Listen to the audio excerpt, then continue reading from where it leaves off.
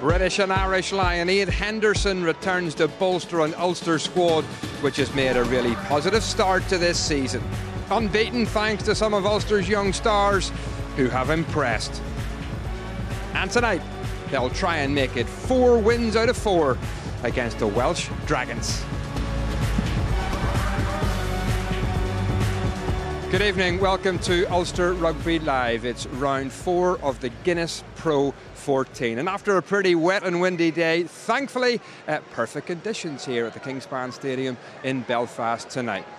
Ulster second in their conference against the Dragons is one of 4 games this evening. About half an hour gone in South Africa. The Cheetahs are beating Leinster by 12 points to 5. Benetton against Ospreys and Glasgow take on Munster tonight as well. The rest of the games are all tomorrow afternoon. Stephen Ferris and Andy Ward are with us tonight for their analysis. Ulster have made 9 changes to the starting lineup which beat the Scarlets last week. The Dragons have made 13 changes to the side that beat Connacht. Which one has the strength and depth tonight? Yeah, a lot of new faces on show tonight, but I think one thing that I've been harping on about Ulster Rugby over the last couple of seasons is strength and depth in the squad. If they want to compete on all fronts, whether it be Pro 12 or European rugby, they need to have a squad. When guys go down injured, they need to have boys that can step up to the plate. There's boys been given an opportunity tonight. Hopefully they can take that, but I think the slight worry for me is the signings that Bryn Cunningham has also made, the marquee players, the likes of Marcel Coetzee, who's only played, 4.5 games in the last 2 seasons. And that's the worrying sign for me. And you're going to need those players when you meet the likes of Wasps here at home. And that's the only slight worry. But a lot of opportunity on show here tonight, and hopefully some of the boys grab it. And looking back to last week, Andy, how pleased are you that the young players are putting real pressure on the experienced Ulster stars? Absolutely delighted. As a coach, that's all you can ask for, is young guys coming through. The likes of Jacob Stockdale and Stuart McCluskey. Stuart McCluskey's still a young man, but he seems to have been here forever, and he's just getting better and better. And Jacob Stockdale and so forth. These guys, they're breaking lines, they're getting through, their offloads. Stuart McCluskey's offloads and the tackles are very, very good. I'd like to see him just maybe a little more physical in the defensive side of his game, but other than that, he's starting to really develop as a nice sort of all-round player. But Jacob Stockdale, absolutely crackery. For a young guy, 21 years of age, he really burst onto the scene last season, and he's just got better and better and better. But it's great. The likes of Tommy Bowe, these guys, they have to raise their bar. And Tommy Bowe's a legend. But he's having to raise his bar because the young guys are applying pressure. And Stephen, another different back row combination tonight, but the one real constant has been Chris Henry. How important is he to this Ulster setup? He's very important, and Chris has gone in and meeting with Les on a Monday morning. He said, play me this week, play me the following week, just keep playing me. Chris is a massive engine. He, doesn't get injured that often, and he's a constant in this Ulster rugby team, and I think you're going to see a lot of him this season. He's also vastly experienced. He'll be leading this pack tonight, leading the team out, and I wish him very well tonight. Okay, Stephen, Andy, lots more from you during the match and at half time. It's time to join our commentary team, Ian Humphreys and Jim Neely. It is not a bad evening here in Belfast BT6, and a reasonable crowd, by no means a full house, which would be slightly disappointing, but nonetheless, after last week, an awful lot of people have come to watch this game. Interesting, as has been mentioned, Bernard Jackman has made 13 changes. The only 2 players who still remain are in the second row, Leonard Landman and the new skipper of the Welsh International, Ollie Griffiths. Some old faces behind the scrum. Hughes, Meyer and Hard all been here before. And watch out for the new signing from the United States of America, the man called Thretton Palomo. What a wonderful name. Thretton Palomo became the youngest player of all time to play in a World Cup when he made his debut as a teenager in 2007. Signed on Monday, arrived on Tuesday, into the team straight away on Friday evening. Well, a week ago here at the Kingspan Stadium, there was the emotion of the remembrance of the late Nevin Spence, and the excitement that was brought by the fact that Ulster were playing the reigning champions, the Scarlets. They'll have to do it again, and it might even be a little harder for them, because they've got to raise the bar yet again against the side whom they would normally be expected to beat. So expectations will be high, but Ulster have to deliver here this evening. Maybe not just as draconian in terms of changes as his opposite number, but Les Kiss has made no fewer than 9 changes. Rodney Ayew starts in the front row. Robbie Dyer comes back into the second row, and Mike Ross and Nick Timoney alongside Chris Henry in the back row. New halfbacks and Marshall and Nelson. Darren Cave returns. Tommy Bowe moves out to the right wing, and back, we're glad to say, is the All Black Charles Piatow. Started the first game of the season, missed the next two, but here he is back for his second start of the season. Dan Jones, who refereed Ulster's game in Treviso a couple of weeks ago, is in charge. And Peter Nelson gets us underway. Good tackle straight away there by the former captain of the Blackrock College Schools Cup winning team in Leinster, Nick Timoney. That's Owen Leonard has just put enough on that. Great take by Piatow. Well worth the price of admission, and a great wrestle he's having there with Dorian Jones now. Can the All Blacks squeeze the ball back? He can. Paul Marshall starting his first game of the season. Offside, 5 and 6 black.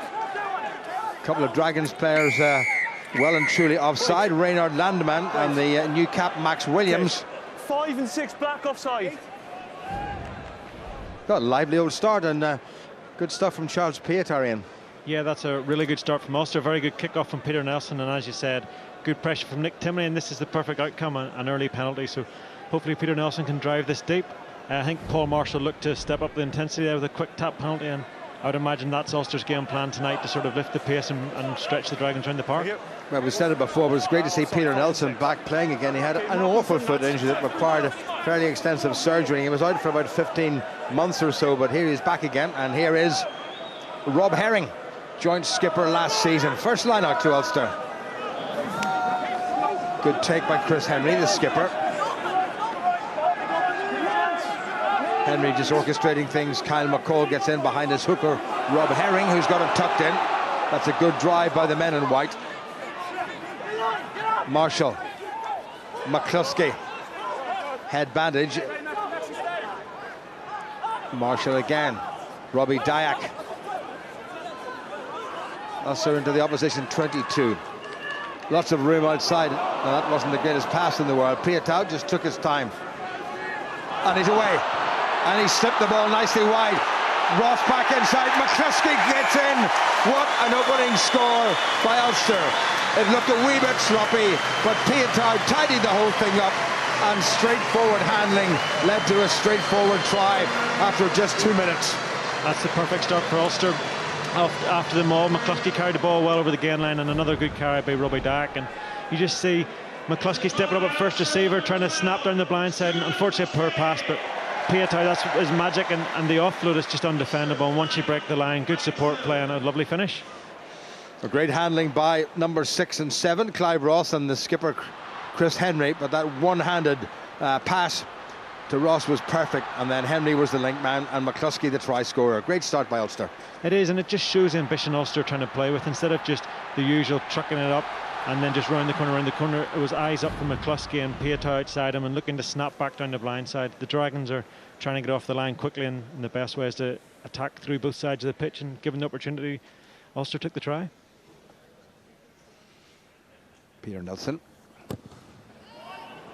scuffed it a wee bit and just pushed it wide. You can hear that the contact wasn't just crisp enough. However, Ulster won't complain. 5-0 up after just 3 minutes. No, it's a perfect score. We know that Ulster can struggle sometimes against Glasgow, or against Dragons, sorry, and this is the opportunity now to push on and get a bit of a lead. And with Dragons, with so many changes, they'll find it difficult to come back. Well, Bernard Jackman, the thinking is going to throw all his eggs into the home basket every time they play at Rodney Parade, but you certainly want to get a drubbing on the road, but we're a long way from that. Taken in by Ulster.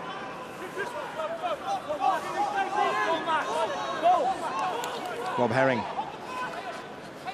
Darren Cave. Nice to see him back in Ulster jersey. Here's the man of the moment, Stuart McCluskey. Had such a great game against the Scarlets last week. Set up 2 of Ulster's tries. In fact, both of Ulster's tries. Rodney Ayew, the Irish international. Nelson. Cave. Good solid handoff. Marshall looking for a runner, finds it in his hooker Rob Herring. Wee bit upright into Reynard Landeman, who's a big, strong man. Available. Play it.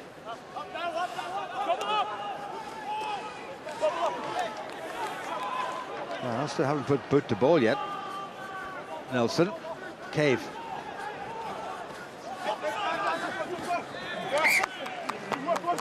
into touch, and that should be a line out to the opposition.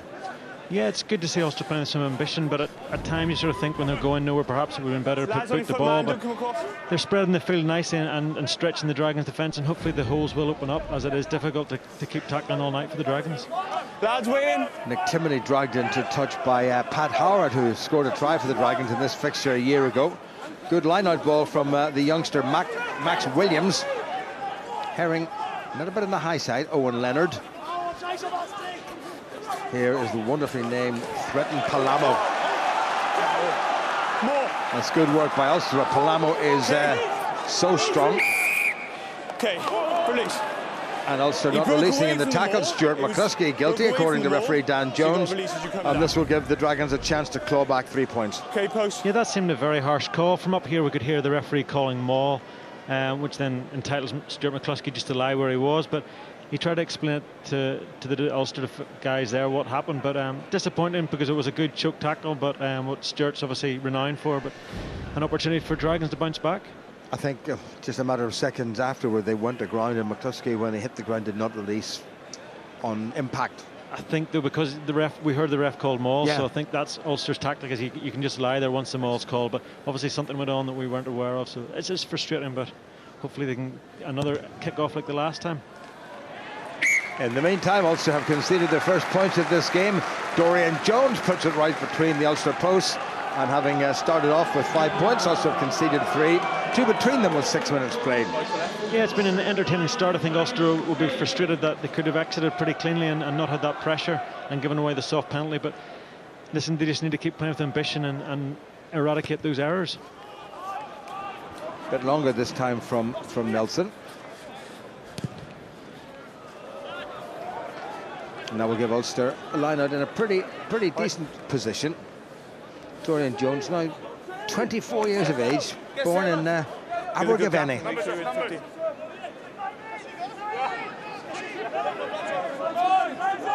Rob Herring now with, including tonight, 124 Ulster caps. Good line-out ball by Robbie Dyack. Piatow straight in. He's trying to set the ball up. Good platform. Roll. Well, taken on by big Alan O'Connor, that was.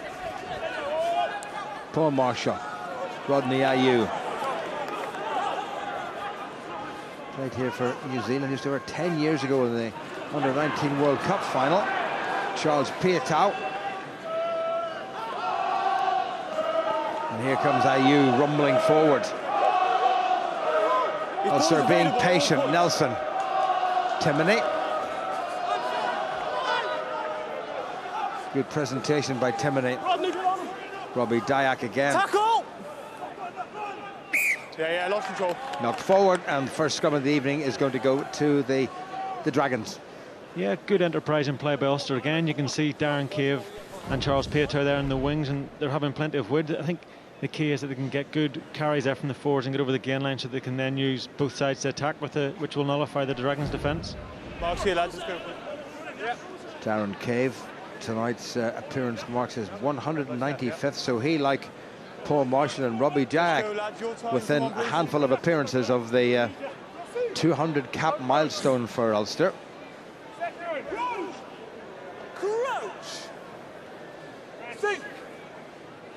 Dan Jones brings them together for the first scrum. And he's not happy with it. And interestingly, Ulster conceding the best part of a stone a man to the opposition. It's just about 2 or 3 pounds a man so far, either in Ulster's favour or against them. But that's an awful lot of weight up there, Ian. It is, Jim. I don't know an awful lot about scrummaging now, but yeah, it obviously is. But then I suppose Ulster will try and move them around the park, and the heavier forward pack tire them out and open the spaces later on. Karen McCall did such a good job last week for Ulster against the Scarlets. And that's a good squeeze by Ulster on the Dragons' foot, and that's a very good scrum. Dragons come away through the number 8, Robson Blake, but he hasn't got far. Leonard. Paloma. Great leg drive. Took all of Chris Henry's efforts to get him down. Here come the Dragons again. That's a very good tackle by Alan O'Connor. Got right underneath the prop forward. Max Williams, hugely thought of in Wales, former and most recently Welsh under-20 international, making his first start for the Dragons. Not a bad kick by Leonard. Piatow. There's a bit of a destruction there by Tommy Bowe. Referee was happy enough. Dancing feet by Charles Piatow. Robbie Dyack. That's a good drive. Marshall again. Nelson. McCluskey. Wide to Rob Herring. Taken by Adam Hughes wearing the head guard. Paul Marshall. Peter Nelson. Kyle McCall. Nelson again. Miss out IU. Tommy Bowe. Lovely angle by Tommy Bowe. He's got Clive Ross with him on the outside, but he's cut back in. Marshall again. Alan O'Connor up to the 22. Good defending by the Dragons. McCluskey. Oh, he's got that away. Referee says that was fine. Jacob Stockdale. Score of a fine try against the Scarlets a week ago. Herring looked left and then went right and found his fellow front row forward Kyle McCall. Marshall again. Again it's Robbie Dyack. Now they switch the point of attack. Cave. An outrageous dummy. Marshall. Chris Henry. Needs a bit of help and he's got it. Crowd starting to sing. That's an encouraging sign. There's Robbie Dyack again. He has been busy. Marshall. Nelson. Lovely dummy. Oh, he's done it again, Nelson. Beautiful stuff by Peter Nelson. Fine individual try a couple of weeks ago, and he's got another one tonight, and that's Ulster's second. And well, as an outside, stepping outside halfie at Humphreys, you'll appreciate that more than anybody. Yeah, that was a lovely try by Peter Nelson. Similar, as you said, to the try a couple of weeks ago, and what Ulster have been playing with this season, and I mentioned with Pinar leaving that Ulster are playing more from as a first receiver, and you just see the threat then that Peter Nelson's able to get, attacking the gain line and with runners inside and outside, and through all these phases, whether it was McCluskey, whether it was Cave, whether it was Piatow, whether it was Nelson, with the back stepping up at first receiver, all of a sudden there's a lot more threats than just the pod of forwards running in, and it's causing the Dragons defence all sorts of problems. And he did it so easily and almost elegantly. He didn't throw an outrageous dummy, he just showed them the ball and then he put the foot in the gas. Well, that's the key to carrying the ball in two hands. Defenders can't go off you, can't move off you, and as soon as they shift, it's easy to step and go, and that was perfect play. Peter started very strongly today, and hopefully he can knock over this kick for his confidence to keep going.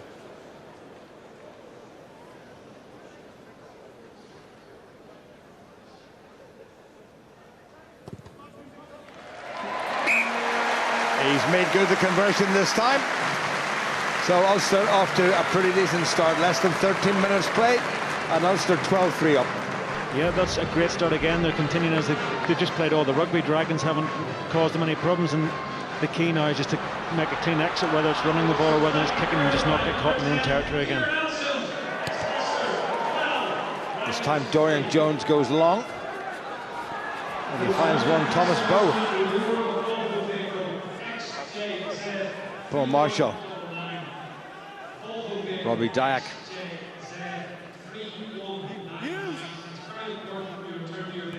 Ulster started last season with a bonus point win here against this side, the Dragons.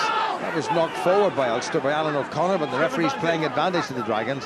Leonard gets it away to his chunky tight head prop, Lloyd Fairbrother. Only 5'9", but pushing 20 stones.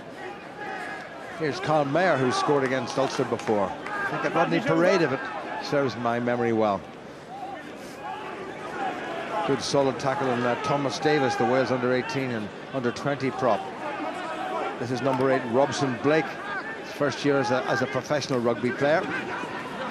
There again is Fairbrother, gets across the 10-metre line. Better stuff from the Dragons. We'll test Ulster's defence. Bit of a dog leg in the middle there, but well tackled by Nick Timoney. Leonard, Mayer. Here's the skipper, Ollie Griffin, now cap for Wales.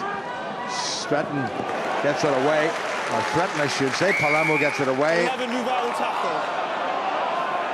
Chris Henry penalised on the ground. He's interfering with the attacking players coming through.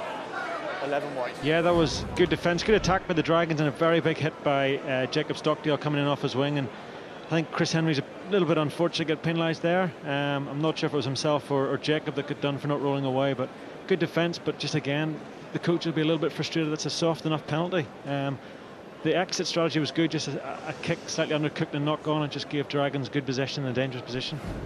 I'm not sure why he penalised Chris Henry there, because he seemed to be taking all his weight and then he was knocked off the ball. But however, penalty stands. Les Kiss will not be unhappy thus far, although the number of penalties would worry him. Only conceded 6 in the entire game against the Scarlets last week.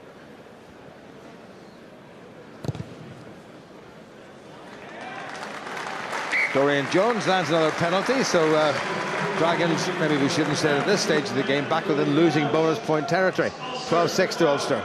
Yeah, I think the danger for Ulster is that they're within the 7 points, and as Scarlets nearly showed last week, if the team hangs in there, anything can happen. But Ulster will be confident enough with how they're playing and staying positive. They should continue to run on and win this game. Nelson.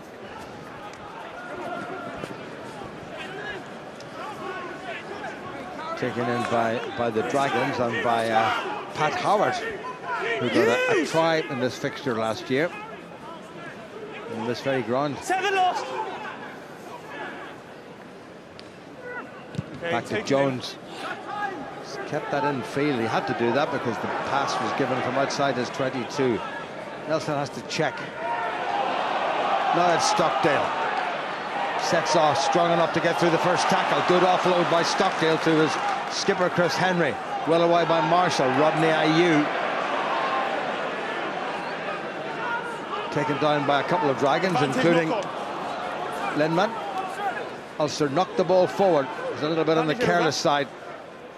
Here comes Mayer, and that's going to find touch, and it's worked out for Ulster in that they'll get the lineup, but they should never have lost the ball at the breakdown.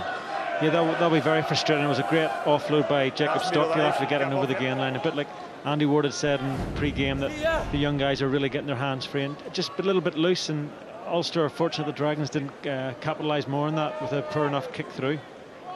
Yes, it was the person, I think it was Kyle McCall, who was assisting Rodney Ayew, and it came off his foot and then hit Ayew's hand. Great line-out by Ulster. Nelson. Stockdale. Lovely pass. Tommy Bowe. Strong enough against the youngster George Gasson, starting his first senior game for the Dragons. Clive Ross, now with over 50 Ulster caps. Nelson, Piatow, quickly away. Henry, tackled by Reynard Landman, who skippered the side for most of the last season. O'Connor, Kyle McCall, hint of a forward pass, but everybody happy. Well away by Paul Marshall. Tommy Bowe popped up on the near side of the field. Marshall. Advantage, penalty advantage, kicking the ball. Kicking the ball. Referee has awarded a penalty to Ulster, but he's playing advantage. Peter Nelson. Ayew again. Stripped by away from Ayew. It's twice he's taken the ball into contact, and twice Ulster have lost it, but Ulster have got the penalty. Yeah. And will they go for the post or will they go into the corner? Just how we looked before that. Cheetahs amazingly at half-time, 19-5 up against Leinster. Glasgow 10-0 up against Munster. And Benetton at home 10-3 up against the Ospreys. Well, those make very interesting reading, don't they? They do. Early season changing in teams, especially some of the bigger teams maybe rotating. It's a bit of a surprise, but it's nice to see Ulster go for the corner here and really try and put the squeeze in the Dragons. Again, it's been lovely interplay between the forwards with tip-ons and offloads through the attack on Ulster, looking to be really ambitious tonight. Peter Nelson's educated left boot finding a very decent touch for his forwards. Just about 11 metres from the opposition line. Full line out, taken by Alan O'Connor. Ulster trying to get the drive on now. The Dragons have taken a few forwards out, and they're paying the price. If Ulster can keep this going, oh, there's a man coming in deliberately offside, and it's a penalty try. Lloyd Fairbrother came in from the side, and the referee's gone between the posts, and it's a penalty try, and there's no conversion. And for some reason, Dorian Jones is getting very upset about something. He seems to be very annoyed. He needs just to behave himself. He needs to behave himself. You've got to cool it. Yeah, I think Dorian Jones there was looking to take a quick kick-off because obviously now the penalty try, there's no conversions needed. But the referee wanted to make sure, give the yellow card to Lloyd Fairbrother for taking down that maul, and I think that just shows great work in the Ulster pack there. That was unstoppable and justifies the reason for going to the corner, and now hopefully they'll capitalise and Dragons going down to 14 men. Calm down. Don't start anything, okay? Well, the referee, Dan Jones, is just telling Dorian Jones, his namesake, just to calm down a little bit. Time back on, lads. But there was no question about that well-organised Ulster line-out on the forward drive, and the Dragons didn't have enough men trying to meet it head-on, so Fairbrother came in from an illegal angle, an illegal position. Penalty try was awarded, and he had to go. Tommy Bowe from the kick-off. Nicely away to Nick Timoney.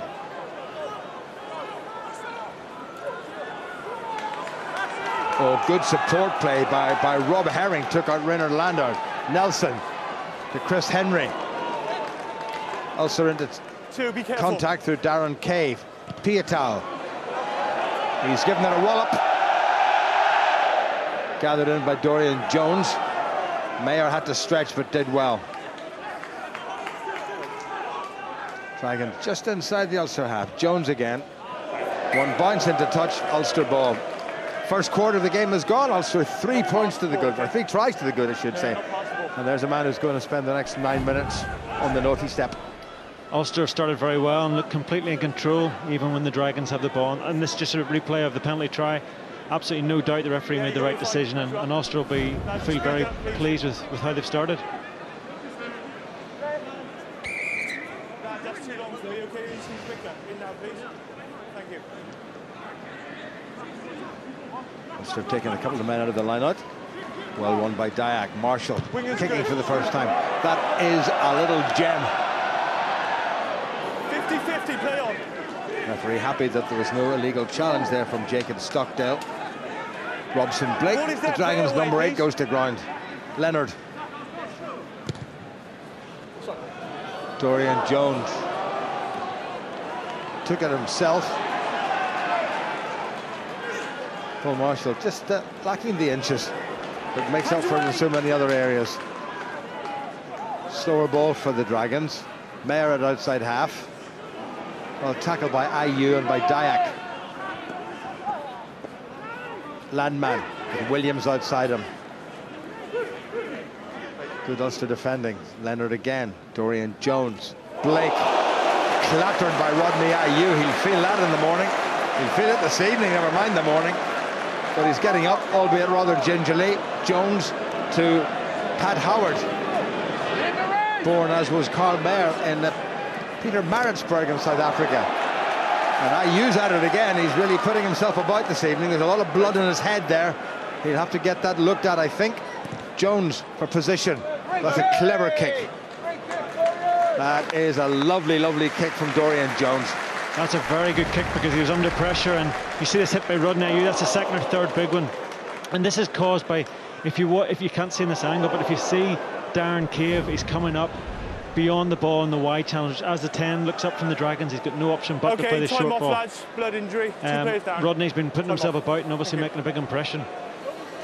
Well, time to bring in Stephen Ferris for his first thoughts of the first half.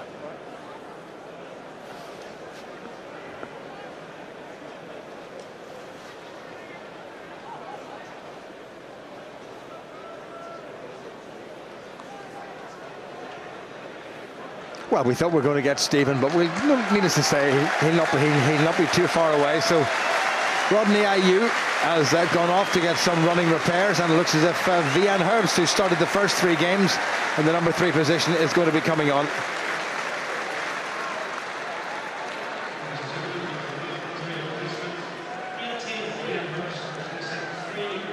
Vian Herbst, who's a very formidable man to have in the front row. Not that you sensibly would know anything about that, but he's had a good start to this season. Let's hope he can have an injury-free season.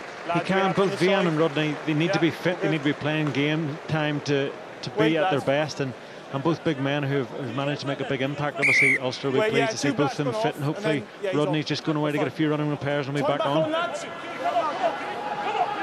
The defensive line out for Ulster. Nicely done. Nick Timoney runs into Messrs Williams and Griffiths, the Dragons 6 and 7. Good presentation by Timoney. Marshall has given that plenty of height. Knocked backward. Well gathered in though by Mayer.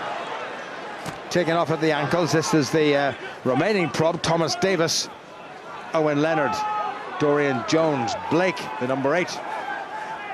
Tackled by his opposite number, Nick Timoney. Better ball now for the Dragons. Mayer gets it wide, and Rob Herring has taken a leaf out of the IU book and tackling ferociously. That's a nice little dummy. Penalty against the Dragons. I think that's the first penalty Ulster have got. Yeah, it was Rodney. It's Vian Hurts with the turnover, and I think if you watch Ulster, they appear that they're not really competing much at the breakdown. So they're fanning out, and the Dragons are just looking up and they're seeing a white wall. That opportunity was a very good chop tackle. It seems to be that Ulster are committing at most one tackler plus one, and even at that, they're sort of fanning out. Right, for the second time of asking, Stephen Ferris. Jim, can you hear me okay? I certainly can. I did nip away for a coffee, trust me. But I think you'd be both in agreement that Ulster have got off to a fast and furious start. It's been some fantastic rugby played to a man. They're doing their jobs. The pack are giving the back line the front foot ball, and I think it's a really, really impressive start. And how do you like those apples from big Rodney IU? That's the impact we want to see that man make. Thank you, Stephen. Yeah, okay, 8's coming off pitch. I think we've had another Ulster replacement. Like Rob Herring may well have gone off, and the Dragons look as if they're making a replacement, and that looks like Robson Blake, the number 8, is going off, and there should be a first appearance for Lennon. Greg Ains is coming on, just a youngster, just 18 years of age. Okay, time back. And what a cauldron to be thrown into.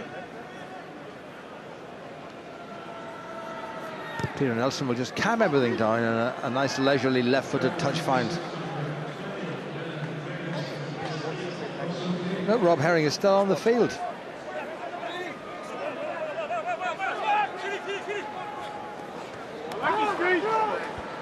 Quicker ball there by Ulster. Here goes Timoney.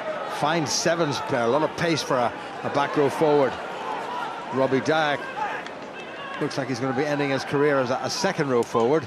Oh, lovely wraparound. This is good stuff by Ulster. Here's Piatow, foot on the gas. It's a great chance. Dummy by Piatow. Ulster looking for the bonus point before the interval. Marshall gets it away. Dyack again. It's a wee while since he's scored a try, but he's going for it. Lovely switch by Marshall. Oh, fabulous stuff by Ulster. Wonderful stuff by Ulster, and Nick Timoney gets his first Ulster try. He was onto that ball like a rocket, and the pass from Paul Marshall was pinpoint perfect, and the big fella from Blackrock scampered over. That's another great team try by Ulster, and very well finished by Nick Timoney. He just runs at this negative angle, but a lovely wraparound play. The threat that Paul Marshall poses, and then Charles Piatow will be disappointed not maybe to pass that early and give McCluskey an easy running, but good carry again. Robbie Dyack's been very prominent tonight. Another good carry getting over the gain line, and then Nick Timoney just comes in at this negative angle. You can see the defenders looking in at the ruck, and that's a difficult tackle to make, and a good finish. Nick, very powerful in the gym and very quick across the ground, and he's just shown how good an athlete he is, and a great finish. So Peter Nelson to open up a gap of 20 points between these two sides, and we've still about 15 minutes to go to the interval.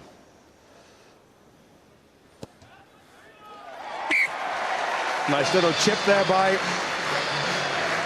Peter Nelson as a golfer. What iron would he have been using there? I think that was just a nicely gentle 9-iron. Just chipped it over nicely, and Peter, he's a lovely ball striker. Peter Nelson, when he's on form, and it's just good to see him playing with a lot of confidence on front foot ball. Well, you can see what it means to everybody on this Ulster squad when somebody gets the first try of his career at this level. Dorian Jones gets his underway yet again, and yet again Tommy Bowe gathers, and this time he gets it away.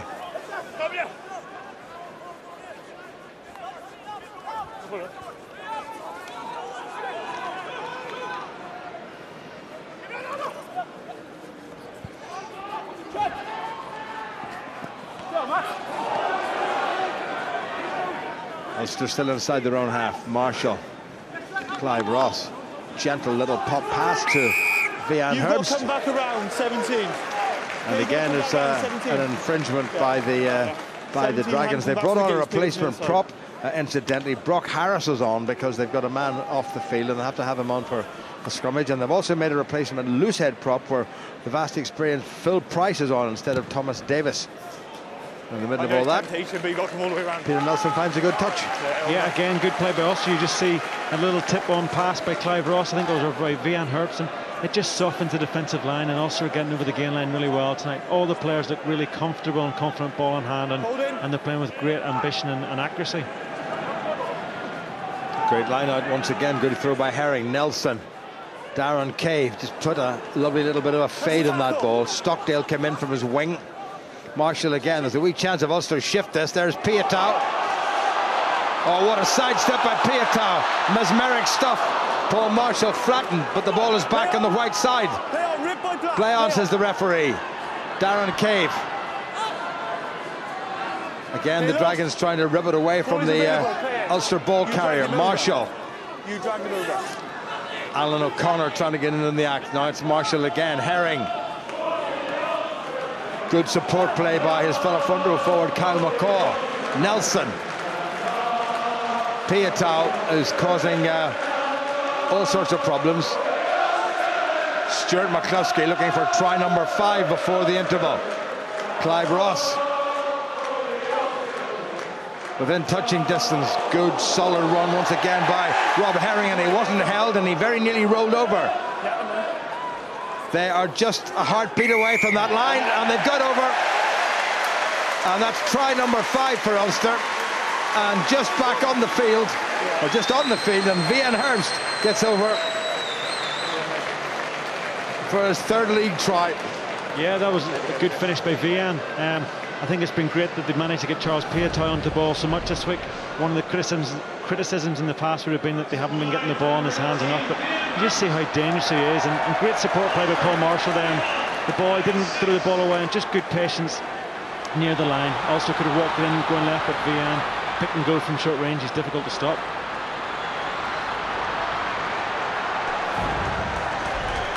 Well, he scores a try and they said, and that's enough for the time being. Off you go, have a wee rest, and probably come back on later on, because Rodney Ayu's got his head fixed up and he's back on the field again. And a very fetching scrum cap that is. In the meantime, Nelson from straight in front of the opposition post, and that's a gimme in golfing parlance. And now Ulster have stretched the lead out to 33 points to 6, and we've still over 10 minutes remaining. What a very entertaining, albeit one-sided game, Ian. It is, and I think a lot of people were worried after the Scarlets game last week. Would there be a bit of a hangover? Would there be a bit of a dip in performance? But okay, maybe the Dragons aren't as strong, but I think this has been a great Ulster performance. They've been very accurate, they've been very physical, and they've played very well. It looks as if Lloyd Fairbrother has served his 10 minutes in the bin, because I see somebody, a distinctive chunky figure with number 3 in his back on the field, Paul Marshall. That's a tackle. Robbie Dack, who's carried well this evening, sets it up. Marshall again. Darren Cave size through the first couple of defenders. Marshall looking for somebody in the narrow side. He may well be thinking about a little kick down the far touchline. And he is, and he has. That's come in field, has it? Oh, he was outside the 22, so they'll have to go back. The touch judge or assistant referee on the far side is the vastly experienced Ian Davis. Thank you. Yeah, Ulster will obviously be slightly disappointed with that exit. Gives Dragons an easy field position to attack from, but their defence have been very good tonight, so hopefully they can stay focused and physical and turn it over pretty quickly. Gerard Ellis, former Welsh under-18 international, taken in by Rainer Landman. Ulster not allowing the Dragons to progress too much in terms of forward drive, but the Dragons have kept the ball in. The referees ordered them to play it. Leonard gets it away to the chunky Pat Howard, gets across the Ulster 22-metre line.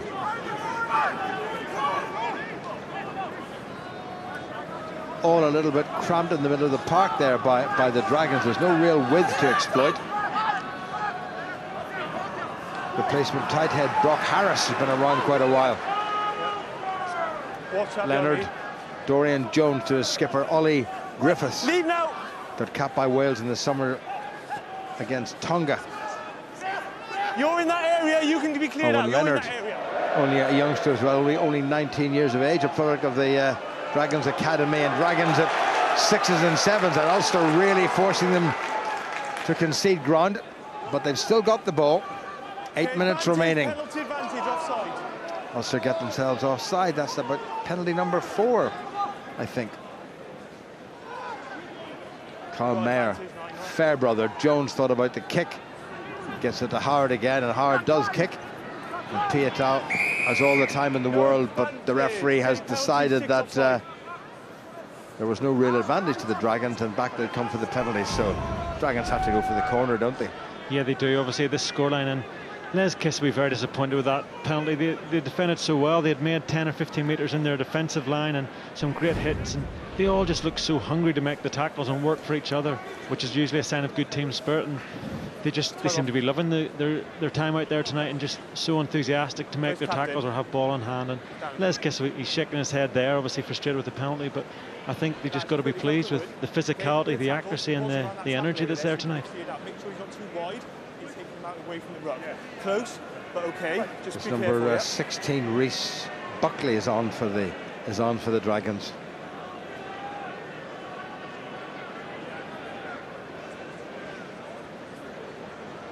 It's woolly hat time, isn't it? It is. It's definitely getting a bit cooler, but at least for the boys tonight, it's nice and dry, and that's just allowing them to play with a little bit more ambition, a bit more width, and they seem to be really in loving themselves tonight. And those are the kind of nights you don't get many games like this in a professional game where you're winning by 28 points or 27. The Maz isn't so good. 27 points after half an hour, so they'll just enjoy it and hopefully get a few more tries. Reece Buckley now 28 years of age. It's a good throw taken by skipper Ollie Griffiths. And Chris Henry went in a little bit early to attack, and referee has penalised him. Robbie Dyack getting involved, and in goes young Max Williams. And now that's a wee bit more than handbags, I have to say. That could be rather nasty, and Dan Jones is going to have to get a good grip of this game. He may well be thinking about sending a couple of chaps to the bin for 10 minutes after all that. I think that might be a little bit of retribution from earlier on. There was a few handbags thrown earlier on, and it seems like I'm sure the Dragons are a bit frustrated. I mean, they haven't actually played badly to be this score down, and you can just see the frustration of Chris Henry coming in early. It's a soft penalty, and he actually took out Reynard Landman. He didn't actually take out the man who caught the ball. He took out the defender, and whatever happened there, I don't know whether anything was said between Lloyd Fairbrother, who's been in the bin already once more, and it's going to be a red card, and Robbie Dyack. I don't remember Robbie Dyack getting too many yellow cards in his career. Sorry, yeah. Sorry, lads, marks on the AR, on the line, okay? Remember where the line-out was, yeah? Thank you. So the penalty stands with 6 minutes remaining. Too early. And the Dragons once again opting to go into the corner. If they could get a try here, it will certainly give them a huge boost. And also will have to be alert at this line-out. He will, and I'm sure the Ulster coaches will be keen to keep their line intact, because they've just defended so well. It'll be very disappointing to concede a try this close to half-time.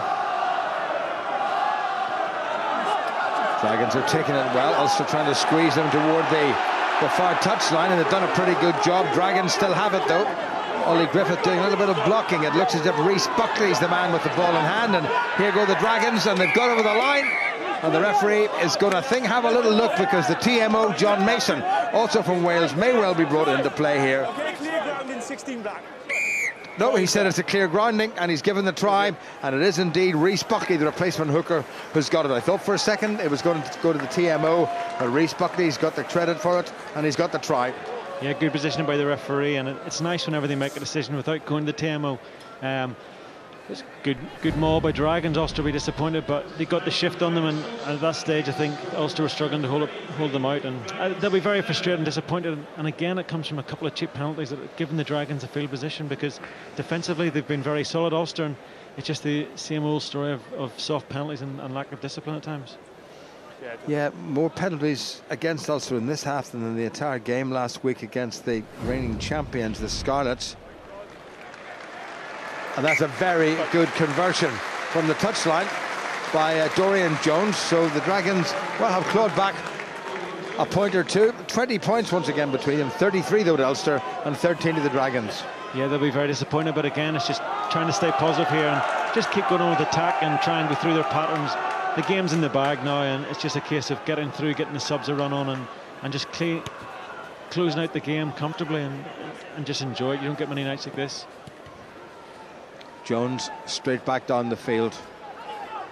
Taken in by Piatal. Was it carried out? No.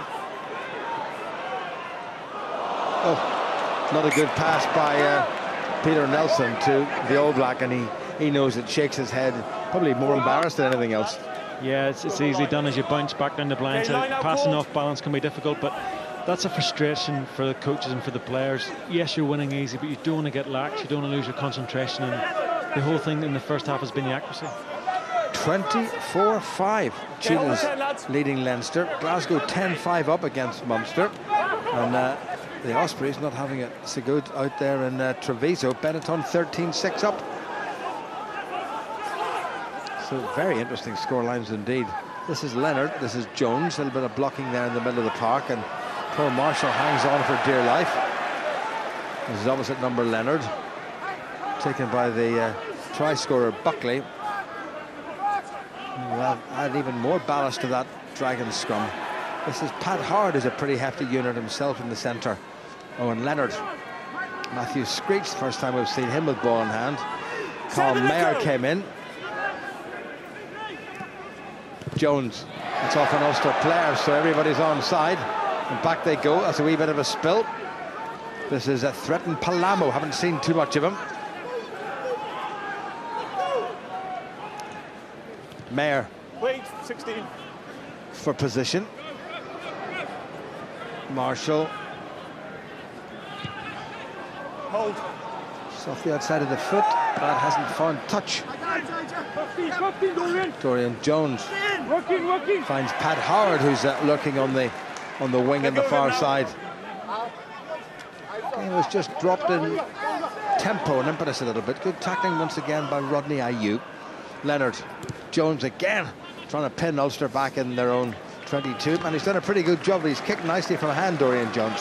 He has. He's kicked nicely from hand and off the tee, and both himself and Carmere appear to be trying to catch Ulster in behind Tommy Bowe, but they've taken a quick line out. Yep, Peter Nelson, Darren Cave. Long way for Stockdale to go, and they were well inside their 22, and Stockdale has found a pretty decent touch. Decided that 80-odd metres was a wee bit much for him. Reversal, lads. Yeah, I mean, it's Dragons are playing a bit of a pressure game, and Ulster have struggled to go to their 22 a couple of times, so they obviously feel that by playing the territory they can get a good based attack from the line out, but sensible option by Jacob Stockdale not to try and force it. Ulster just need to be careful not to get too loose and go off their structures, because they've been so accurate and so precise. They've been going so well first half. Thomas Davis back on. Phil Price has gone off. Well away by Leonard from a poor tap back. Palamo. Leonard. That's straight into touch. First real error he's made. Yeah, it seems strange when they're 20 points down, they seem to be kicking the ball so much, but they obviously fancy their defensive lineouts or their counter-attacking game from Ulster's exit strategy, but they're trying to put it in behind Ulster's wingers, knowing that Ulster have spread the field and have 14 men in the line. Well, it's been 10 minutes since Ulster scored. Maybe we're asking a little bit too much of them. That's another good line-out, well away by Dyack. McCluskey. Advantage, 2, not rolling. No, you can move. Jared Ellis not getting away from the ball. Ulster get the penalty. Roll away. No, it's not for debate. Marshall thought about one of his little quick specialities there, but decided against it.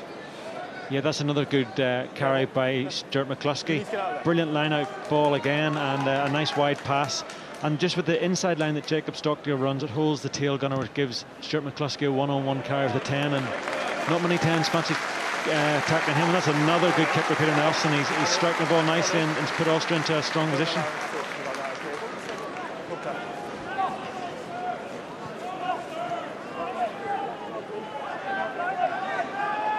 Matthew Screech takes up his position. Henry. Piatal. pace and strength. Marshall, Robbie Dyack. Dragon's body's in the way. Referee seems to be happy enough. Well taken on by Kyle McCall. Runs into Max Williams. Paul Marshall. Chris Henry. Nelson, lovely pass. McCluskey just drifted outside the defender. Marshall switches it yet again. This is Clive Ross, Ulster's blindside flanker. Dig it out. Again, the try line looms. Also looking for try number 6. Darren, that's gone forward, and the referee is playing advantage. That looked like a bit of a high tackle on the far side there. Okay, still scrum advantage. Still scrum advantage. Referee playing advantage to the Dragons. Now, if they kick this ball, the advantage will be over, I'm pretty sure. Well, he has decided to kick it. And that's the end of the first half. Well, quick thoughts from Ian. I think it's been a great first half by Ulster. Robbie Dyack's been very prominent in the loose, as is Rodney Ayew and Charles Piatow. I think Peter Nelson's led the game very nicely, and I think it's just desserts. They've played very, very well, and they'll be pleased with the bonus point by half-time. And just as I said, hopefully second half they stay accurate and can put a few more tries on the board. Les Kiss will not be all that happy with the penalty count, but he can't fault the try count. Tries from Stuart McCluskey, Peter Nelson, Nick Timoney, Vian Herbst, and a penalty try due to Ulster's forward superiority against the Dragon side that come here much changed and probably much under strength, but then Ulster still have an awful lot of heavy hitters to come back into the squad. So another entertaining half here, a high scoring half. Ulster leading by 20 points and by 5 tries to 1. It's Ulster 33 and the Dragons 13. Well, 5 tries, 5-star performance by Ulster at times. A little feisty on occasion, but Ulster formidable, in front and in control, and they lead comfortably by 20 points at half-time. Stephen Ferris and Andy Ward have been enjoying what has been a relatively easy first 40 minutes for Ulster, Stephen. It has, but you got to play what's in front of you. This Dragons team is usually a sticky game for Ulster when they come here to the Kingspan Stadium, but Ulster have been fantastic. From the first whistle went, the enthusiasm, the aggression into the tackle. One thing that I've been really impressed with tonight is as soon as a ball carrier gets the ball, goes into the tackle, whoever's come behind him is smashing anything in front of him, and it's leaving the ball there on a plate for Paul Marshall. Great first half performance, 5 tries. Everybody's loving life. It can't get any better so far. Yeah, Ian Henderson during the week, Andy, said that he had noticed a big difference in the Ulster setup when he came back in this week at the work they've been doing at the breakdown. And that is evident tonight, isn't it? Because it's been a good area for Ulster. Yeah, very much so. I mean, the service that it's providing, and it's all paramount to the guys. You know, the way the ball's been developed and that ruck, guys are still being tackled at the same sort of time as previously, but it's the support players coming in and their timing at which time that they hit the ruck is just developing the ball smoother, which means the backs can get a better read on it. They can time their runs better because they can actually physically see the ball sitting and it comes on a plate, and it just makes everything go forward. Life's so much easier. If you're a scrum half playing behind this at the minute, dream run. You know, it's got to be nice. But it's not like they have to hit the ruck. If the ball carrier getting into contact, goes in, he doesn't make any ground, the next guy is getting on him and absolutely smashing him through the contact. Yeah. The latch that's coming on from behind, and it just makes it so much easier. And this Dragons team, Andy and myself have been sitting up here looking, going, geez, the Dragons aren't getting off the line. But why? Because the Ulster boys are coming on at pace, they're coming on with numbers, and it's so difficult to defend against. Let's take a look at some of the tries. We probably could have cut about 5 minutes of Charles Piatow, to be honest.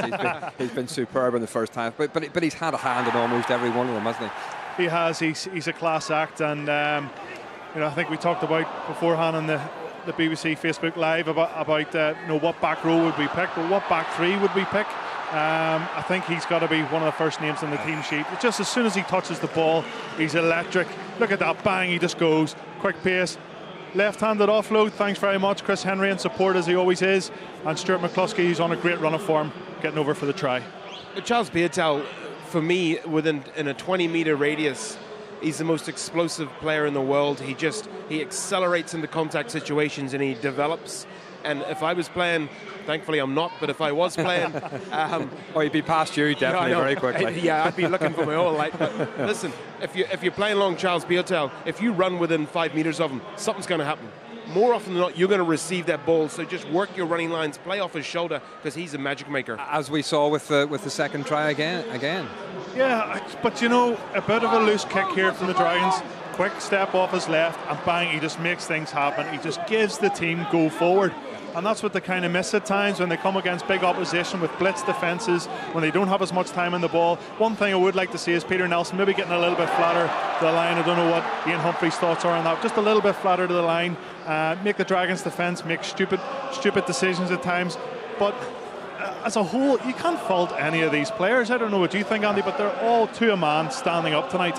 But there's energy of the guys, even rounds, you know, they're all getting back into good running positions, support play positions. And, you know, and past games we've seen guys sort of just ambling about the park a little bit. But everybody's excited about tonight because they know the Dragons aren't here. They know they're going to put this team right up to the sword here and just take it on so anybody can score a try. So they're all wanting to get their hands on the ball so the energy levels are raised. But as we said at the top of the program, this is an opportunity for certain players to come out here and put a stamp down and put a marker on. Rodney Ayew, for me, over the last part of last season, start of this season, I would deem it a little bit lazy. But he's showing energy tonight because he knows there's opportunity here and he's got to get on. He's made some massive shots and number 8's gone off. He's probably getting a bit of oxygen at the minute because Rodney Ayew put about 140 kilos plus 2 tubs of KFC into him. And he's down, he's out. So he's off the pitch within 5 minutes. But that's what we need. That's inspirational. And to see it coming from your tight forwards is class. Have you noticed a big step up in the forward play, and how much can we put that down to the introduction of John O'Gibbs this season? Because from this line, I mean, that's just textbook score, isn't it? Textbook, but it's all about the setup. It's all about the individual guys doing their own roles and responsibilities perfectly. Look at that setup. The boys, it's more or less unstoppable. The boys just get the momentum. They keep it going. A couple of the backs rush in. They're not even needed. And a penalty try rightly awarded. The most important guys anymore like that, which gave it good momentum, was the boys at the front. Not only the catcher, but the 2 support players. They fought hard to stay there, to keep the shape of that. And they've got to fight hard, and it gives you length and longevity. And the way they went, it was awesome. Awesome. It's really good. But the Dragons are not at the races tonight. No. And the Les will probably be touching on it at half-time. When you get a team that don't come here to the Kingspan Stadium, you put them to the sword, lay down a marker. And be ruthless in the second half. OK, let's pause there for a moment and join Gavin Andrews pitchside. Andrew Trimble with us. Andrew, not feeling the cold tonight. Must be very happy with how it's all started for Ulster. Absolutely, yeah. We've played quite a lot of rugby tonight. I think we've kept our shape really well, kept our width, and that's given us plenty of options. So yeah, I think we're doing really well. Hopefully it'll keep going in the second half. You were just saying to me you're wondering whether you've been rested or you've been dropped. Well, you're always told you're rested. When in the back of your mind you're thinking, is he just being kind to me here? But I think the way it is at the minute, especially in the back three, there's so much quality. You know, you miss a week and then you might never get your spot back. So nervous enough, sitting up there watching, but delighted as well to see how the boys are playing. It seems like there's a lot of strength and depth. The guys who wouldn't necessarily be the big names are stepping up. Yeah, they're doing great. I think all summer we've spent a lot of time working hard at keeping that shape in attack and keeping the shape in defence as well, keeping that width. But we've done really well tonight, and I think tonight has been a perfect demonstration of that. When we play with that width, we look more composed and we can play and kind of express ourselves quite a bit, and we've done that really well off restart, reception as well. Play a few phases if there's nothing on, then kick it. You know, it's nice to see us kind of relaxing into that role a bit. They look hungry, they look aggressive, which is probably one of your strengths when you're out there in defence. Yeah, they certainly do. I think a few boys have put themselves about. Rodney absolutely ended 2 people out there. So yeah, it's great to see the boys are getting off the line and smashing boys. So we're doing an attack and doing a defence. There's been 1 or 2 laps in concentration. Penalty count's been a little bit higher than we would have liked, but I think we're nitpicking at this point. We're really pleased with that performance. 4 games in, are you starting to feel the new ideas, the new coaching structures kind of building, all starting to move in the right direction? Yeah, you can see it more and more all summer. We put a lot of hard work in, and you can see it gradually in the games. Obviously the pre-season friendlies didn't go our way, but we were determined to stick with what we knew would eventually work, and as you can see, you know, tonight especially, it's really coming through. Jacob Stockdale looking strong again out there on the wing. Oh, he's all right, isn't he? He's incredible. He's a serious athlete, and him and Toby, they're both massive, incredible operators, so they're both going well. If you do get your place back in this Ulster team, when do you start thinking about Ireland in the autumn, or can you yet? It's too early to be thinking about that, to be honest. At this stage, as you say, I'm going to worry about trying to keep my place here, try and get a place here, trying to play well, trying to impress for our coaches and see what happens. Okay, best of luck. Good man. Cheers. Thanks.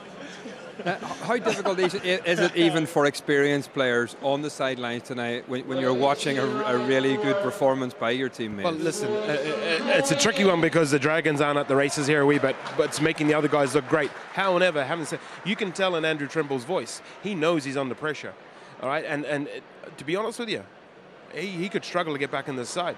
So he might have to ply his trade and get some game time with the Ravens. Who knows?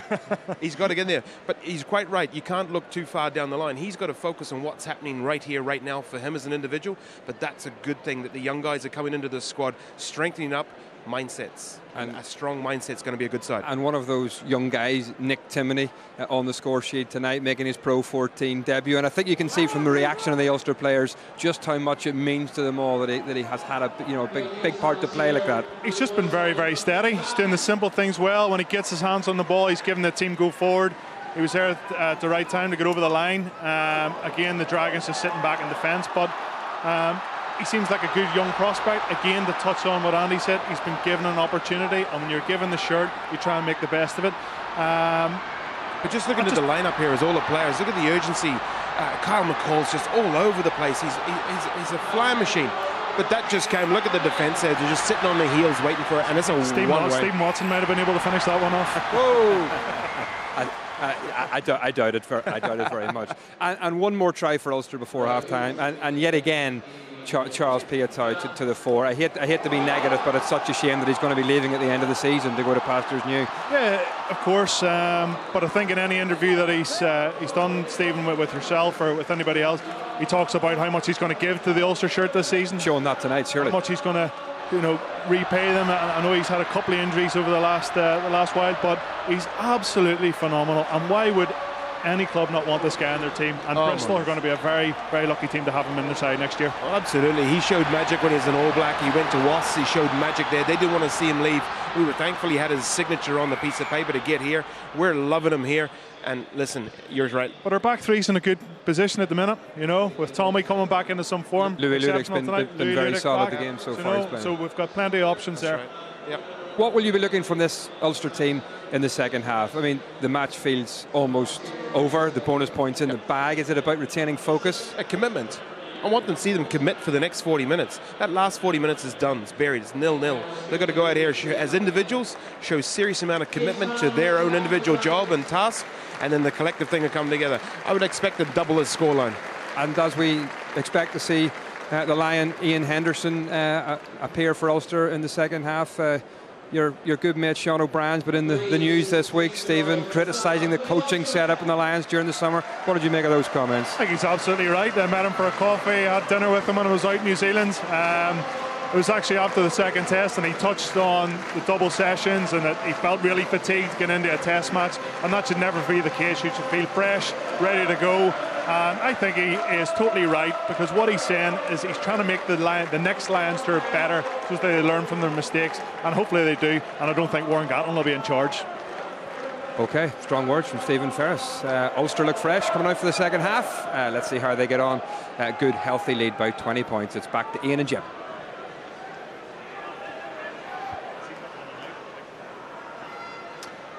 So the second half about to get underway. The Dragons have made a change. Wearing number 22, Angus O'Brien is in at outside half for Dorian Jones. And wearing number 17 for Ulster, Andrew Warwick is on for loosehead Kyle McCall. Not for the first time this evening. There is Andrew Warwick, assistant Robbie Dyack. Darren Cave, nice little show of the ball. Nelson, Piatow, McCluskey.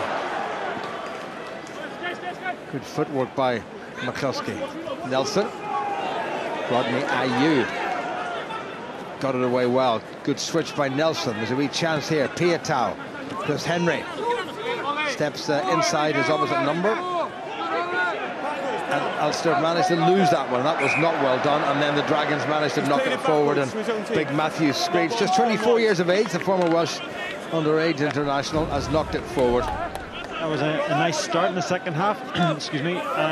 Ulster just again playing with width, and the nice thing is to see is that they're putting different players in different positions. The number in the shirt doesn't really matter. You sometimes see Charles Pieta at first receiver off set plays, and there you saw Peter Nelson a bit wider to use his left foot with Darren Cave as first receiver. And it's just good to see them being able to mix it up and play to their strengths and try and manipulate the defences and play with a lot of excitement and width.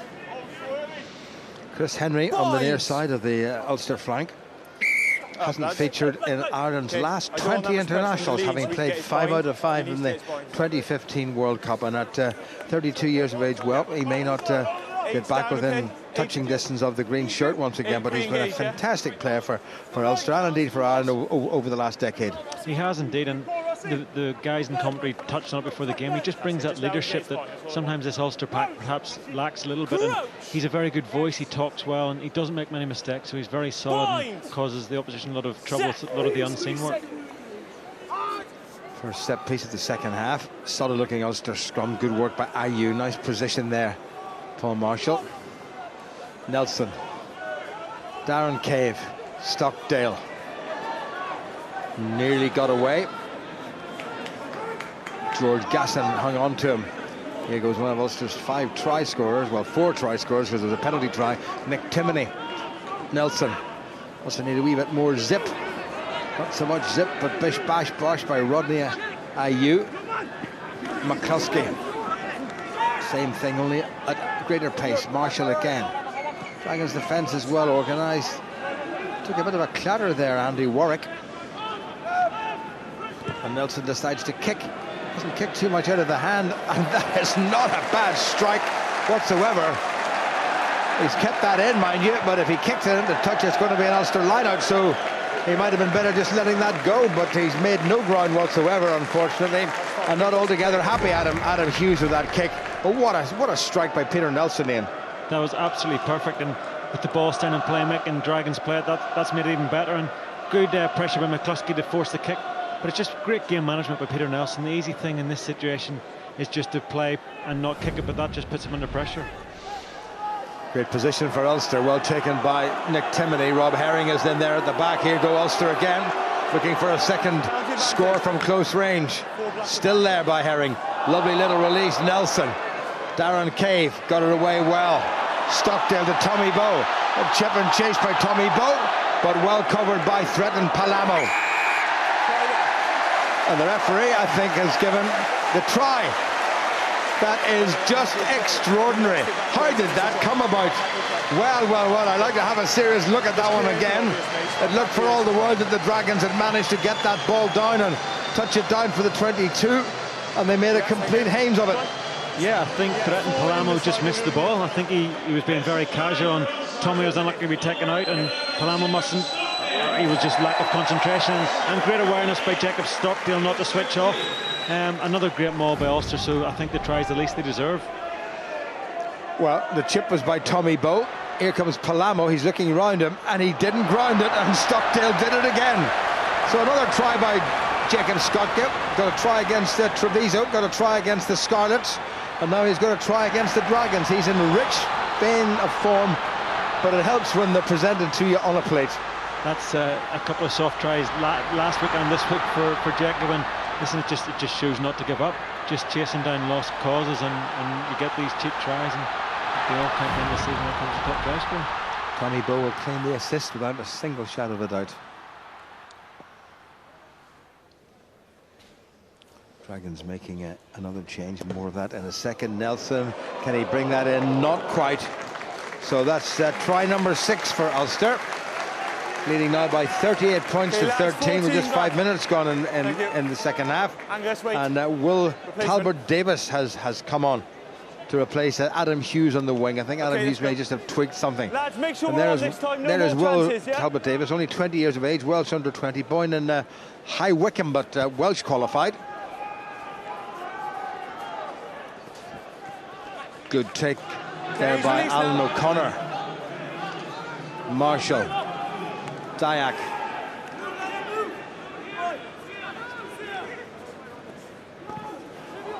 Darren Cave has done really well. Back inside to Paul Marshall. That looked forward. Referee said it was knocked backward by a Dragons hand, and he's now calling for advantage to the Dragons because of the forward pass. That was another great chance for Ulster just to put the Dragons even more away than they are doing at the moment. Now Max Williams is there. He's taken that well. He had taken it in. Advantage was being played by Dan Jones. Big Max Williams knocked it forward, and it's an Ulster scrum.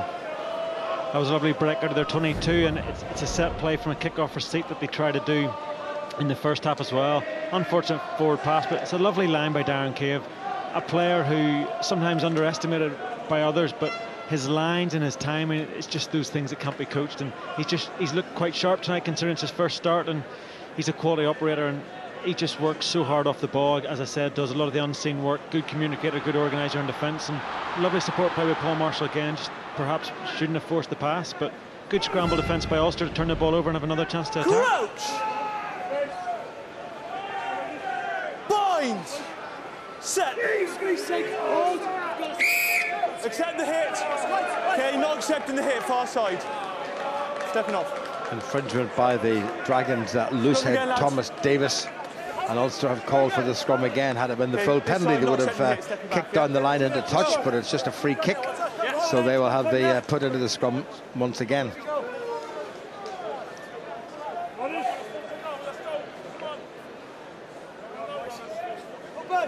It's turned into a very pleasant evening here at the Kingspan Stadium at Ravenhill. Crouch! Bind! Set!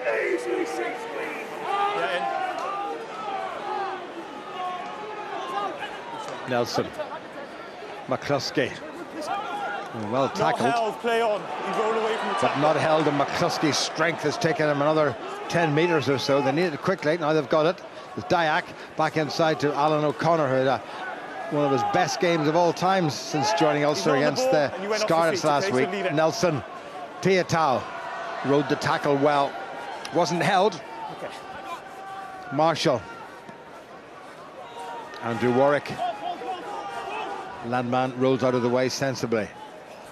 Past to Timoney, and he's away. He's got the 7 speed. Oh, Timoney's going to get a second. What a sidestep, what a finish by Nick Timoney. And what a night he's having. That's a great line break by Nick Timoney, and as you said, from his 7s experience, a lovely finish by rounding the fullback.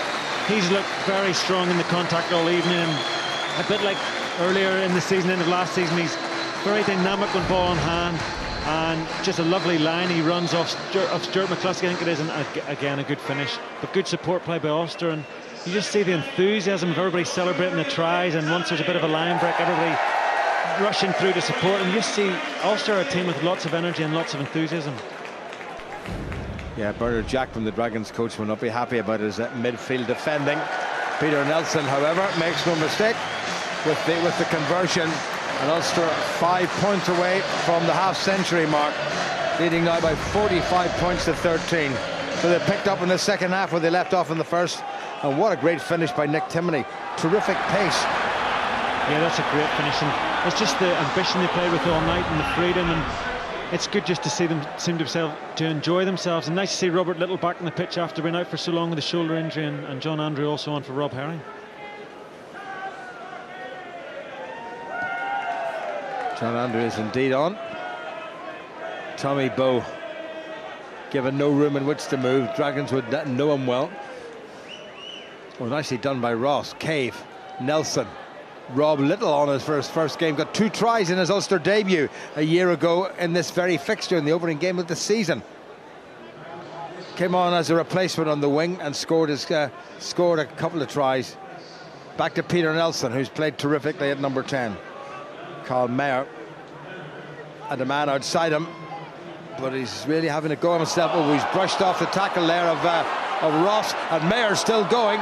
And also need to be careful. Chris Henry comes back, and now it's Robbie Dyack, and Robbie Dyack gives it an almighty wallop with the boot, and Ulster chased this. All the way back was Pat Howard. That's gone loose. Well gathered in though by the Dragons, but they're under serious pressure. Stockdale with the tackle. John Andrew. to whom I owe an apology, actually got his third Ulster try last week and not his second. So sorry about that, John. Here come the Dragons again. This is Palamo, who's been pretty well shackled. Well, that's good support play. Did that go forward? I think it did. Unfortunately, from Will Talbot Davis. And also we'll get the scrum. Well, it's exciting, Ian. A lot of mistakes, mind you.